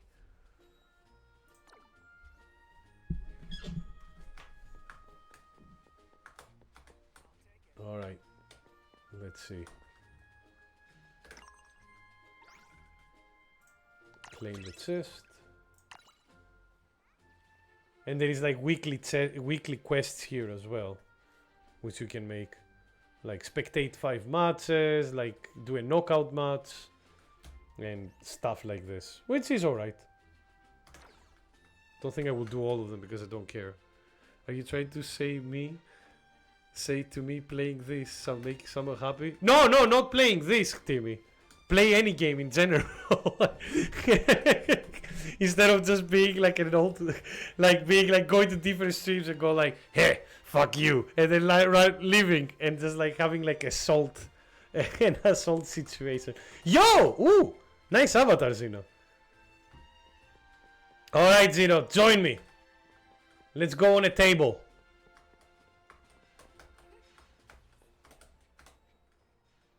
Whichever table you want. Here? Let's go here. That's fine.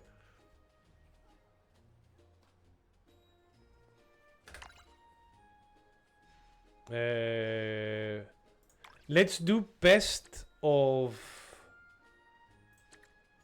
3. Just to have a few matches to play. Let's play. Yeah, I want to play with my friend. Oh no. Okay. Alright. We can't do it with a table, unfortunately. Weird. Wait, there must be like tables that you can find like people like you're friends with. It can't be like all of them just like with randoms, right? Or do I need to do it as a friend? Okay, one moment. Where is... I need... Zeno, I need to add you as a friend! And I don't know how to do it! I'm the old guy that leans out of his window and insults you passing by with a cushion under his elbows. Yeah, exactly, Timmy. Exactly. It's like...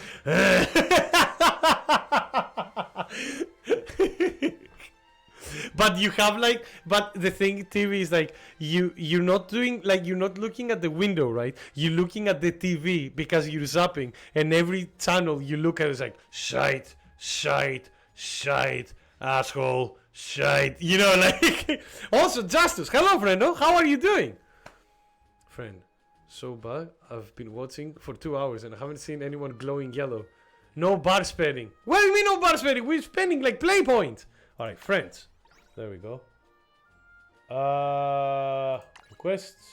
Oh, there you are. Accept. Accept. There we go. Alright, so. Now if I go to friends list. Go here. How can we... battle. Battle space.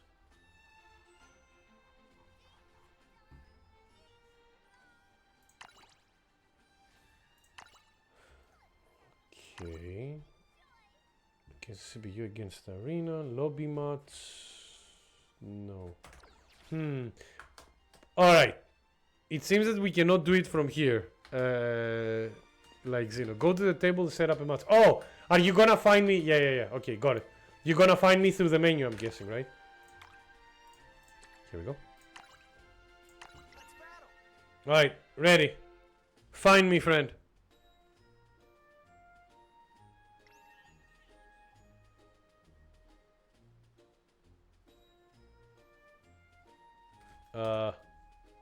Okay, stop. No, Zeno, look. Go, when I set up the table, go to battle. And if you go to battle space here, it will appear. So, for example, actually, I'll do it. Make the match yourself, and I will join you.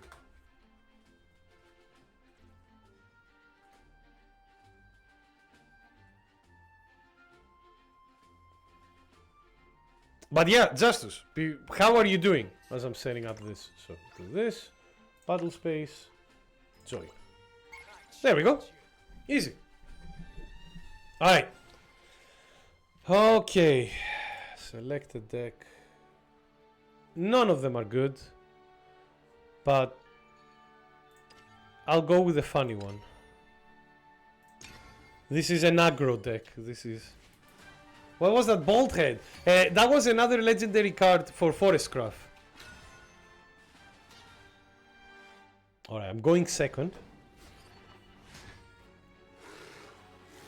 Okay. Ooh, this is one of the better hands that I drawn. Zeno using waifu. I see chat. No, Nick, absolutely.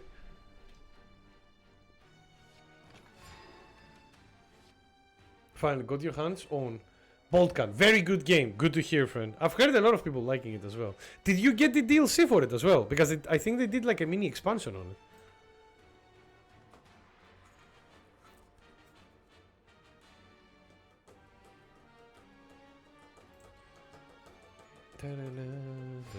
Alright, here we are. Pop. And...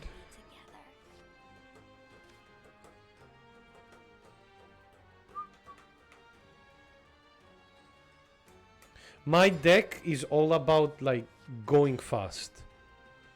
Fuck. Wait, at the end of your turn, restore 2 defense to your leader. Don't have any other thing that I can do. You know what? I think this is a better choice. It will give me more like... It gives more pressure on the board and I can do some silly things with it as well later.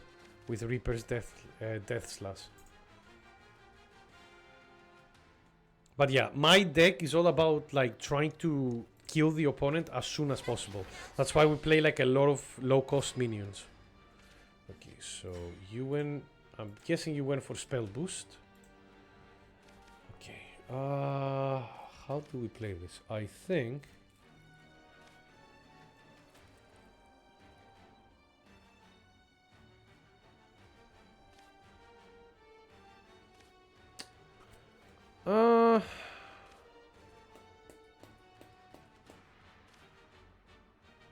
Okay, I have an idea. So 1, 2, Reaper's Deathless, kill this and this. Get those Kellys and then reanimate 2. Ah, it didn't work. Yeah, reanimate 2, Nick, not 3. That was a misplay. Oh well.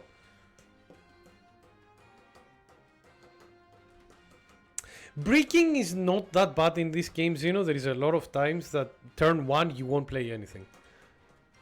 There are like in Shadowverse there were so many decks that the first playable card would be like a 2 cost card, not a 1.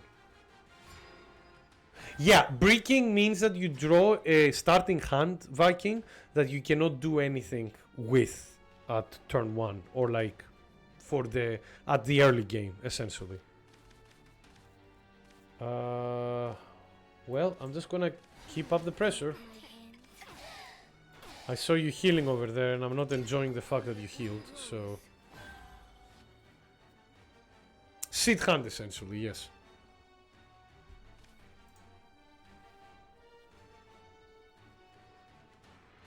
Also I like that some cards like have... you can get, like if you're lucky, you can get animated versions of the cards as well.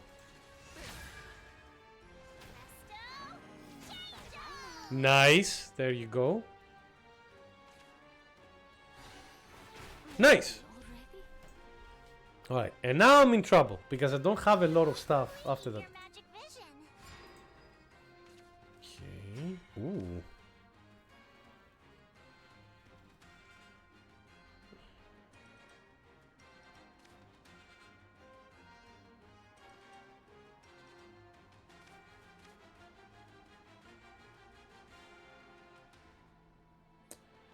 Let me think. If I play this, that's 2 shadows to my cemetery. That's nice, but it's not enough.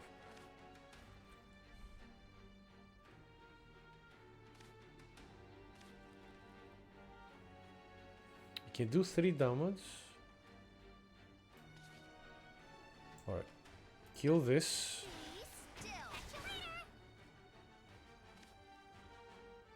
And then... play you. And you. You go face. And end turn for now. I don't want to overextend. I have time.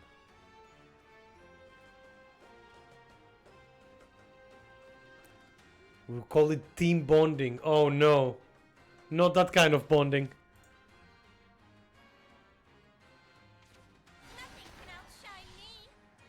This is not going good. This is not going great for me, unfortunately, but that's fine. Okay, so, and because I don't have like...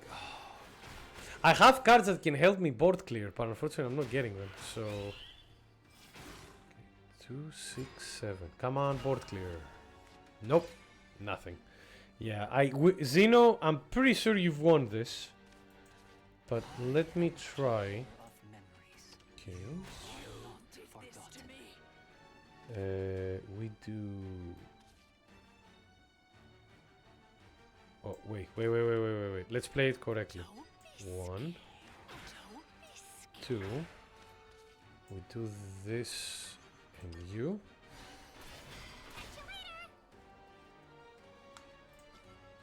And fuck it, do this.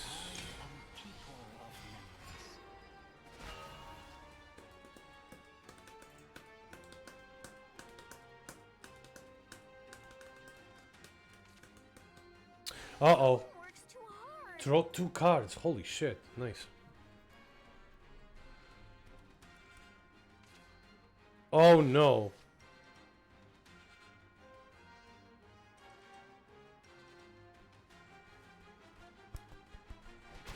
Yep. Alright. Can I draw a good card? Nope. Good to know. Alright. Do this. Engage. Evolve. Because I need to start clearing. Or else I'll be in a big problem.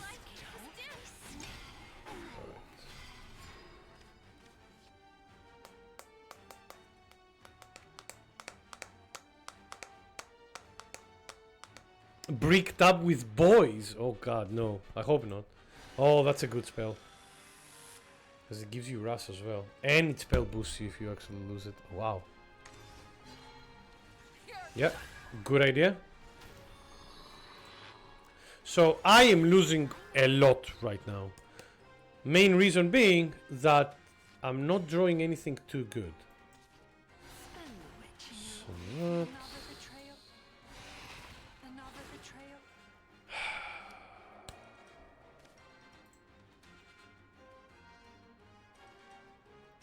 God, this sucks that I need to do this, but I need to do this because I am dying.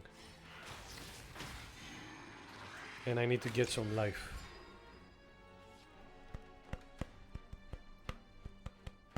I mean, Xeno has like 6 cards. I have no cards.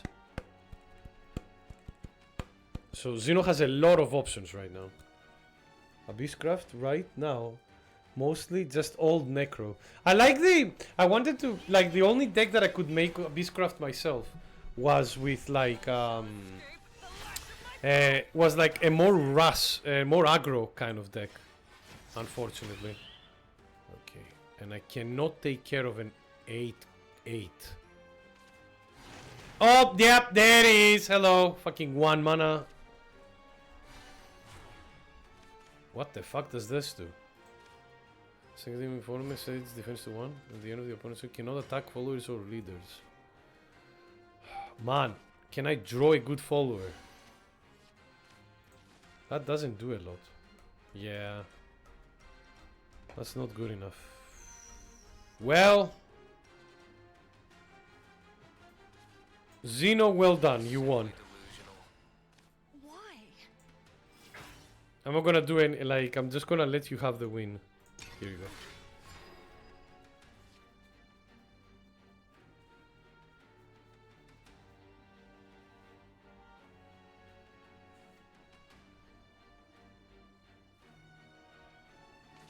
What? Yeah, no. Xeno won. Like, he just needs to attack face and he's done. What happened? The best way I can describe it is like Xeno just had managed to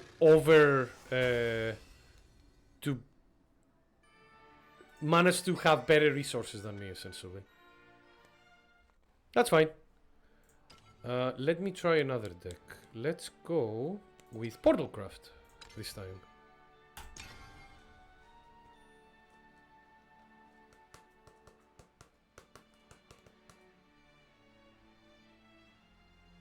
Yeah, I need to see that one as well when it comes out, Viking. It seems my kind of like stupidity, anime stupidity. Ooh, Heavencraft. Okay. Let's see. I'm playing second again. Oh fuck. Okay. No, we don't need you now. If having a 4 there is not bad. Okay, alright. We can do more stuff now. Good.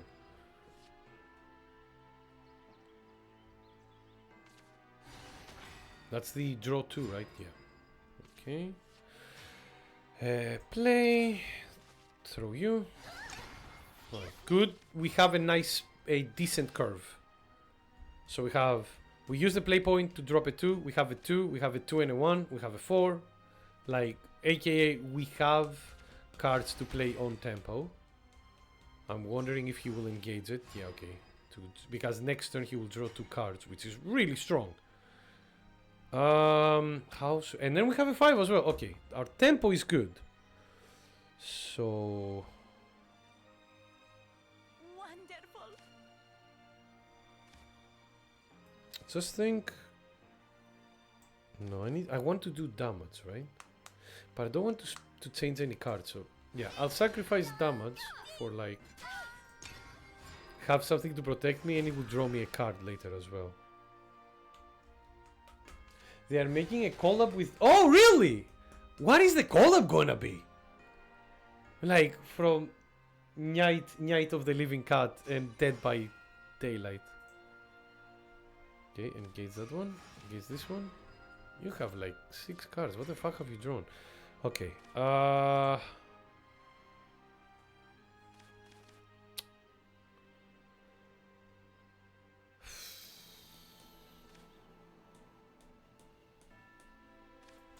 Do this.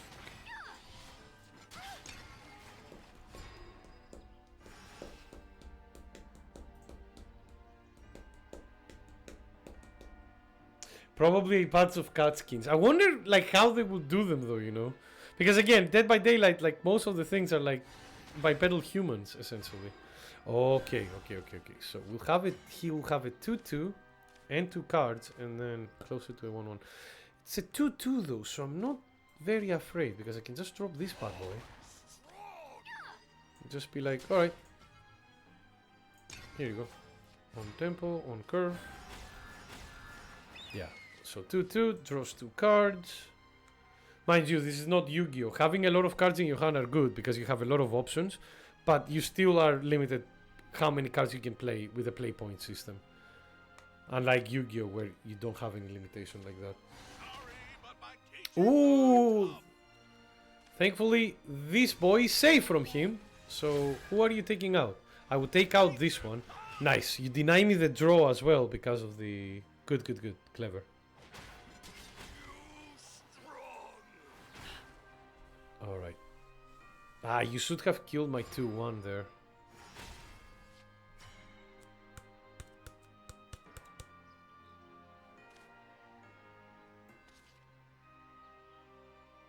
Do this.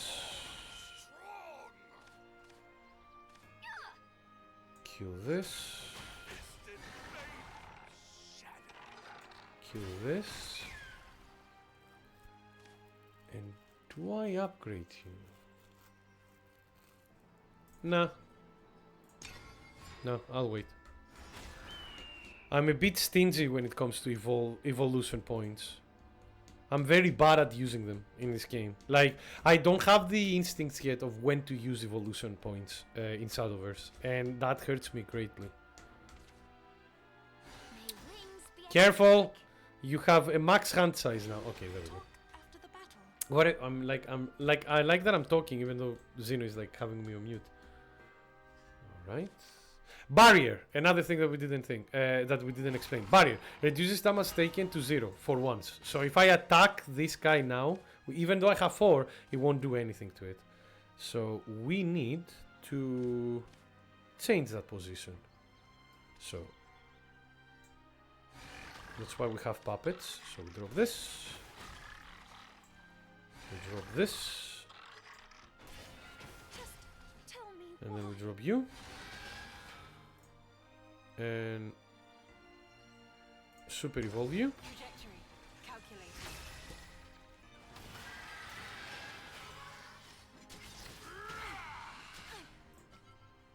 Enter. Nice. You saw it when they get released. Thank you, Viking. Even if it wouldn't happen, I would love to see Nemesis being a gigantic cat. Do you think they would add those skins to the crossover characters though? They would add it to the original one. Oh, Anathema! Nice. Or Audio. Look at that. What a nice swing. Are you gonna super evolve it as well in order to go over? Yeah, you will. Good man. God, if he has the gold card that does like damage based on how many amulets are on the field in AoE, that would be really good. Oh wow, and you destroy! Yeah, look at this swing, man. Well done. Alright. But we're not done ourselves. Test my strengths and gain their heart. Let down your guard.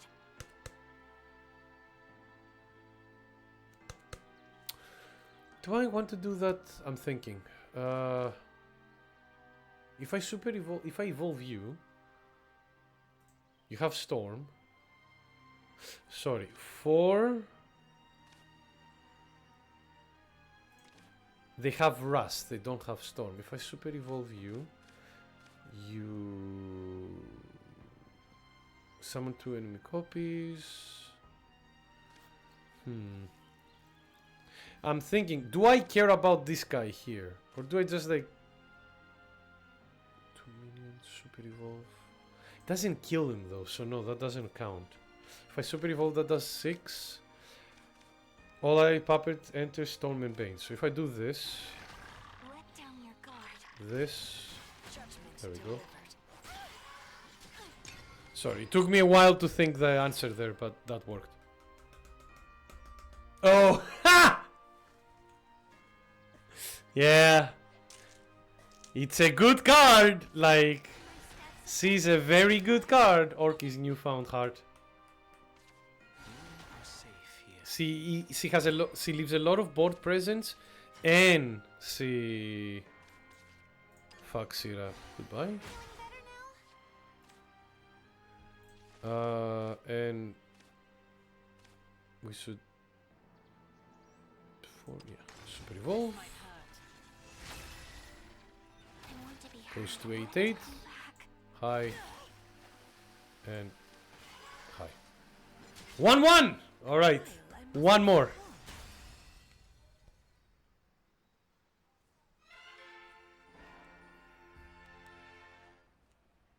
Alright. Next one.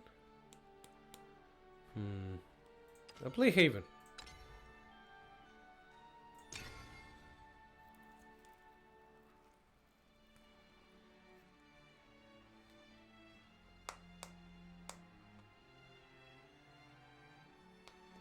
All right.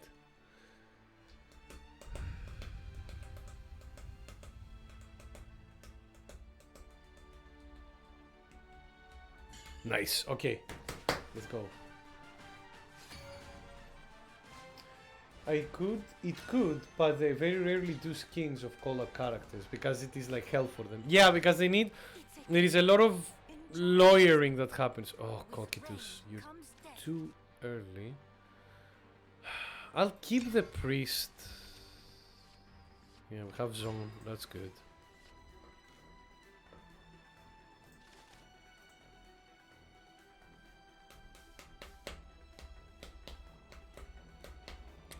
I might lose this as well.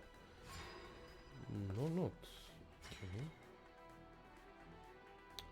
Do I need to use the point? If I use it and I throw this out, you know what? I will, just to protect myself. I hope I draw another two play point spell, but 2 play point like card, but we'll see. Alright, this is a pain on the ass, but thank God I went for this though.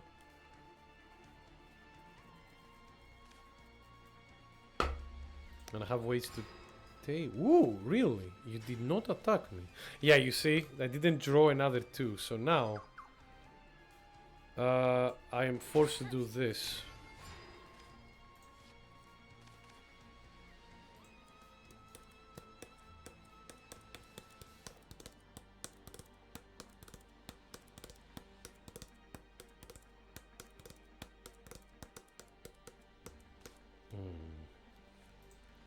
So the best thing to do,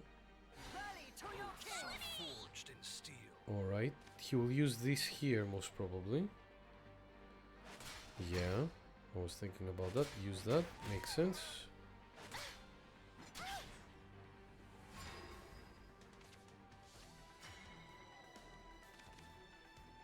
Alright, and then we do this. I'm here to spread the love. Not all is lost. There we go. Alright, good. It's a bit of a shame that she's alive because she gives rush to every officer that goes in the field, so activates a lot of cards. Like this guy, for example. Well, he has rush already, but he doesn't have Bane. That's fine though, because he can trade and then deal here. Alright. You have 2 more play points. Ooh! Alright. This can be terrible. Oh my god, no! Okay.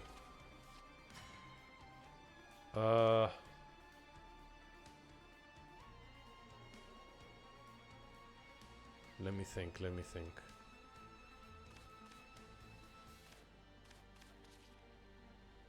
Yeah, fuck it. Control. Can't be. Can't be. Just control for now.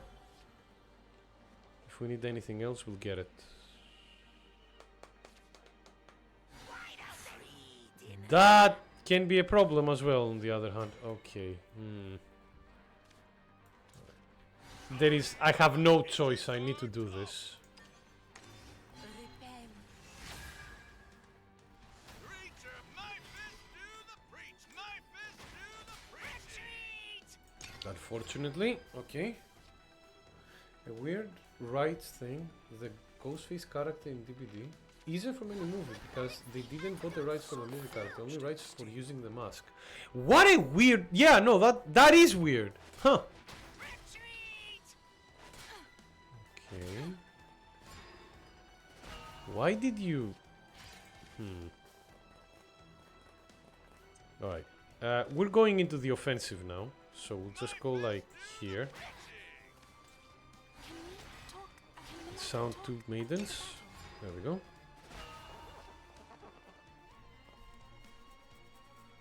This is also kind of forcing him. First of all, he needs to attack this if he cannot remove them. So it's kind of forcing him as well to like use this and lose a lot of the minions because he needs to attack this each one twice. So most of these minions will die if he does that. Yep, here we go. One. So he empties the board, Tell me why. which that's fine on its own. There are people who need. I'm very afraid to what's coming next. Tell me why. Shinobi Squirrel. Evolved Shinobi Squirrel.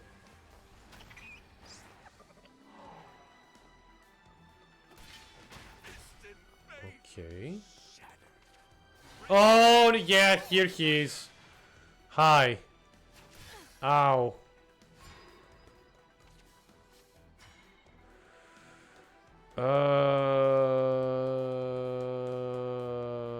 Pop.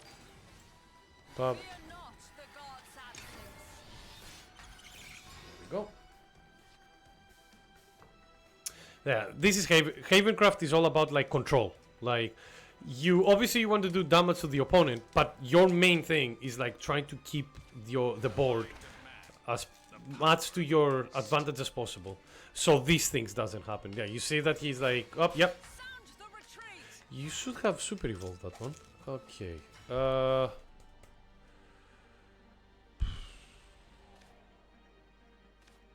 I don't know, man. Alright, let's play her. Fly forth into an endless sky. Gives me 2 points, gives me 2 cards. There we go. Just keeping up pressure. Because again, the main thing is that you need to kill the enemy. No matter how much control in the board state you do. If the enemy manages to reach your... If the enemy manages to reach your... Like, okay. Okay. Alright guys, do you want to see something fun?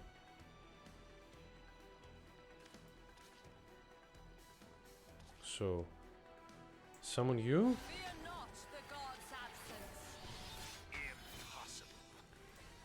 and then super evolve you, so you can super evolve her as well. Even fate shall fall to this blade. There we Follow go. my lead. Oh my god, the generator here went insane. I like that the boards interact. Well, that's the... yeah. So, Xeno's deck is Aggro Sword. Aggro Sword wants to swarm the board with a lot of minions. I mean, that's not a bad start. If you had another Bane hero, you would have been fantastic, but unfortunately. Let me think. Yeah, you cannot super evolve anything. Even if you do, you... Not all is lost. There we go. Follow my lead. Bomb. I will not Alright. falter. That was lucky though. This deck, the Havencraft deck that I have, always like can be a bit of a pain. Are you sure you want to leave this private match? Yes. Unfortunately, it's time to finish the stream. So yeah, thank you. Like Thank you, Zeno. Hopefully he will enter soon.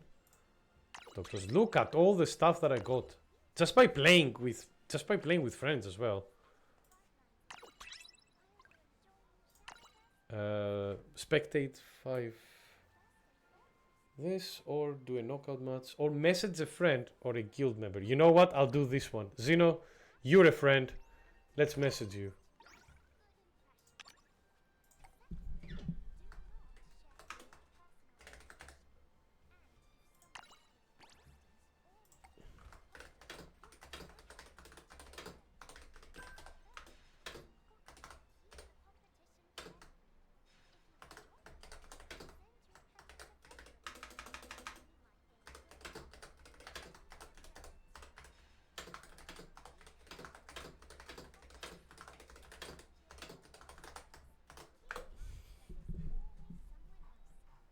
Oh no, he didn't post it. Damn it. Ah. Damn it. It's loading. No, it's not. There is no way this is like loading to send the text. Almost perfect. You forgot to add beats to it. Oh, sorry, Timmy. I remember that next time. Son of an ice cream maker! Yeah, thank you. I'm going shopping. Let me know if you want anything. Probably gonna get a new mouse. Oh, enjoy. Hopefully you get something nice, something comfortable for you, mostly, Bimis, especially if you're doing office work. But yeah, we're almost at the end of the stream. I just want to... Did that finish the quest? Oh yeah, we have this quest as well. I need to make have 5 users in your friend list, open 20 park chests, we'll do that. Complete 5 matches with a friend, a guild member, we do that tomorrow as well. If you do bingo lines, you gain we'll do this tomorrow as well. If you do bingo lines, you get stuff, essentially. And if you do all of them, 1, 2, 3, 4, 5, 6, 7, you get stuff. You know, the usual things. We don't care though. This is the one we care. Bingo! There we go. Alright. Now, time for new stuff. We'll open some chests and we'll open some packs. I hope you're ready. Because the RNG must be with us. Give me your RNG powers, people. Oh, we got a golden card. That's nice. We got some rupees. And more rupees. And 100 vials. That's not bad. And also we got the fiery windbreaker, which is okay. Tortoise shell half-rimmed glasses, fancy thighs, but most importantly, a Beastcraft pants. Yeah, baby! And goblin sneakers. I'll check that later. Alright, so that's one. Now, let's go back home. And it's time to duel. We dueled, Raging Silver. Thank you so much for joining us, friendo. We're close to the end of the stream, but before I finish the stream, by the way, Raging Silver, we'll be playing this game tomorrow as well, so don't you worry, we'll have more.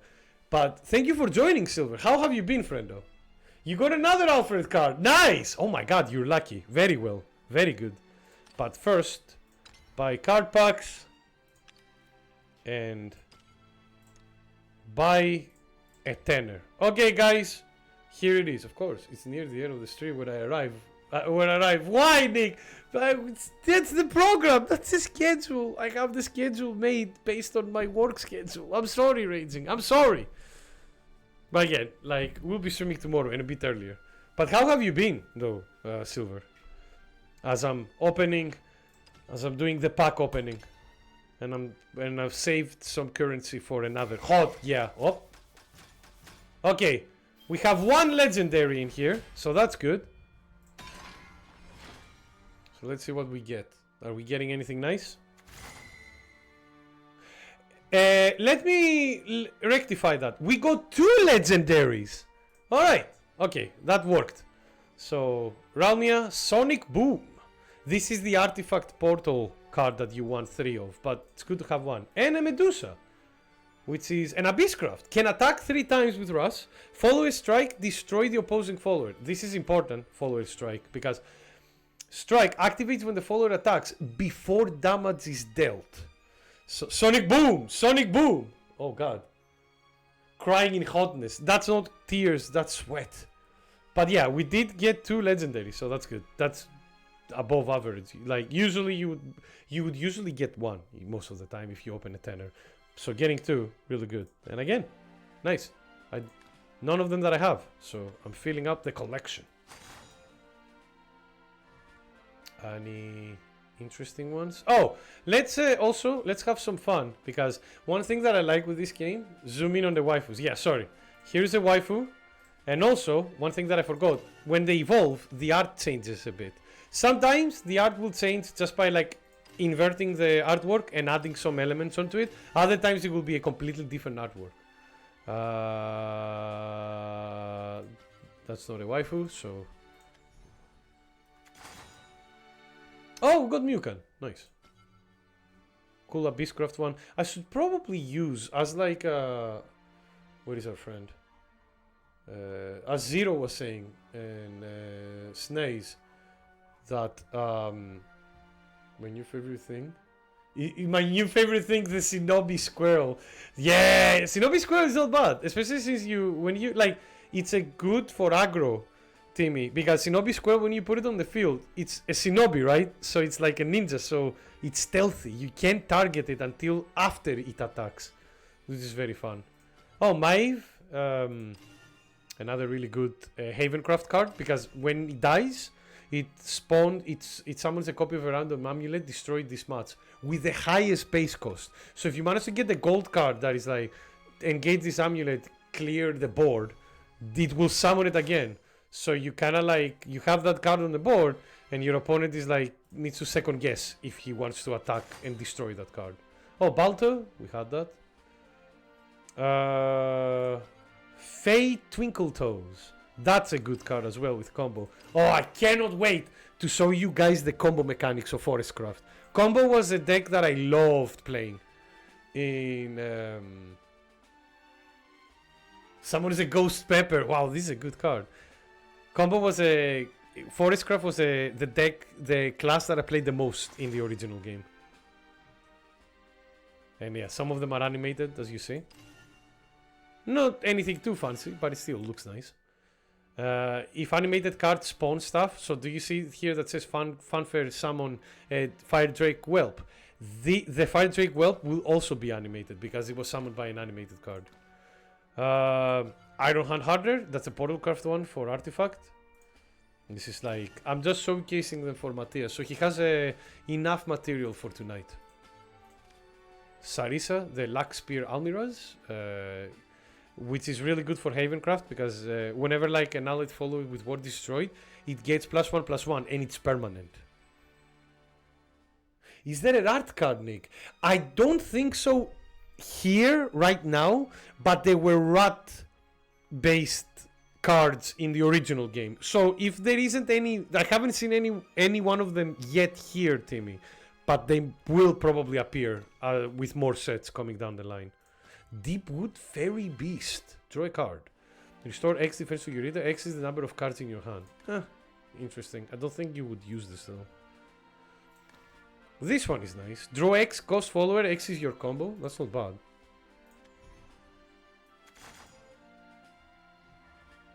White Scale Herald. Dragoncraft, right? Yeah. Yeah, do you see what I mean? Basic. Inverted. More color, more elements on it, but it's still like similar artwork. But I like that each card has like 2 artworks. Some of them have alternate ones as well. Oh, Jesus Christ. Oh, I got a Genesis Dragon. Nice.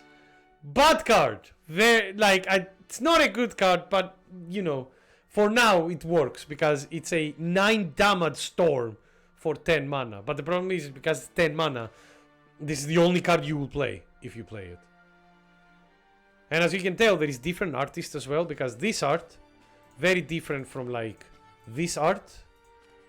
If you go here, each card has like a narrative descriptor as well. Like, the wounds from monster attack run deep and should have severed forever the boy's connection to the sky. But then he met a lost dragon rider who sailed his dream. She would become his wings and he, her director, their direction. And you see, voiced by this person, card set, and if I remember correctly, you can find the artist, but I don't remember from where. Also, if you want to hear the lines that they say, you can press this. She gave me wings. Aoife, that's a go for liftoff. Clear to go. It's fun on that aspect.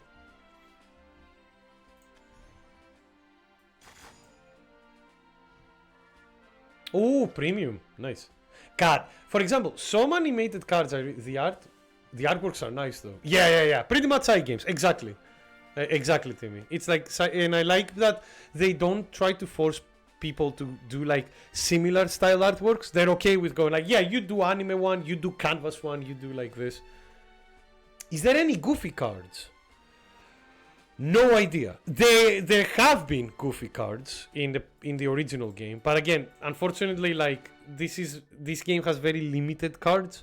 It has a limited card pool because it just came out, but they'll add some. I'm pretty sure. Erin, the Crystallian Forest Ward.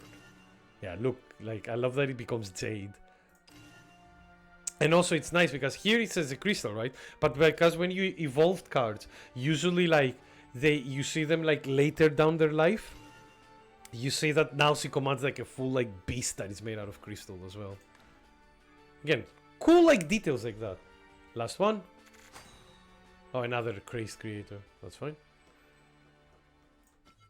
Ernesta Peace Walker. It says Peace Walker. It has like fucking Fire Beast here. Mind you, it's a good card. 6 for 6. Give all other allied followers on the field +1/+1 on the fanfare. And if you evolve her, she can do it again.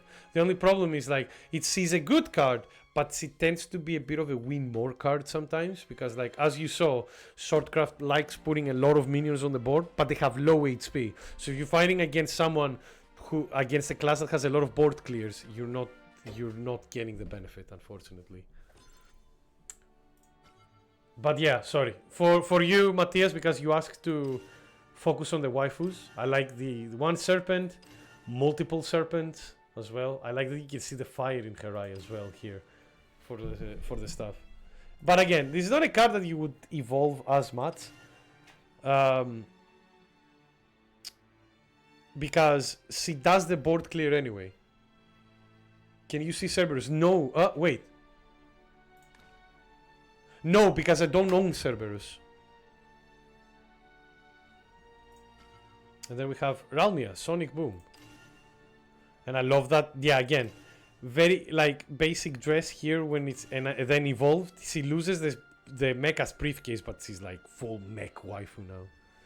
Again, important card if you want to run like artifact portal craft. And you need 3 of them, and they're legendaries. Oh, mind you, you can do even if you don't own cards. You can still see them. Yeah, do you see that it says like guarantee legendary card now within 1 pack? Because we draw our legendary on the second, like on the first pack. We went 9 packs and now we need only 1 more in order to gain like another legendary. But if you go to cards, like you can see the cards, but unfortunately I won't be able to show you the legendary, the evolved version of the card. Matthias. So if I go legendary, press OK, and then press create cards. I just need to find Cerberus. I don't remember what mana she has. There. Yeah, like I can show you this artwork, unfortunately, Matthias, because I don't own it. Mind you, if you go online, there is a full card database online officially as well, so you can check all the cards there. But yeah, unfortunately, if you don't own the card in game, you cannot see a lot of them. But yeah, this is the end of the stream for today. Thank you so much, all of you, for joining me on this like half rant about how this game is being held back tremendously by like their horrible like monetization practices in it. But on the other hand, how fun this game is gameplay wise. Like once you start playing, once you see like how it works, it's a game that is designed to be quite fast. Like you won't spend more than like 5 or 10 minutes per game, and there are always like big swings in each turn, so the game is always keeping you like active, mind you, except if you break. But yeah, with that said, Zeno, thank you so much for the games as well. Hopefully we can play some more games tomorrow as well on the stream. And yeah, the hand puppies are called Mimi and Coco, Matthias, and you summon them. When you summon Cerberus, they get summoned on the field as well as monsters, which are really good. But yeah, and we will be back tomorrow with more like Shadowverse Worlds Beyond. One more time tomorrow, and then next week will be the last week of streaming before I go for my holidays. So we'll be playing many different games. We'll definitely play some Fatal Fury City of Wolves because Andy's coming out. We'll definitely play. If I have the time, I want to play. Yeah, I want to do a bullet stream for Blaze Blue Entropy Effect. Absolutely. She's coming out on the 26th though, so I don't know if I will manage to do that. Xeno, because it might be a bit late. We'll see, depending on how the streaming schedule will be.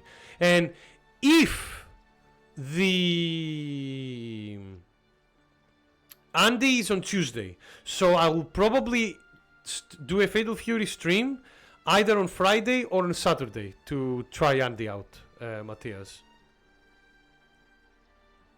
7 on Thursday. Okay, so what I'll probably do is I'll probably do Andy and maybe other multiplayer games on Saturday and keep the Blaze Blue stream for... Yeah!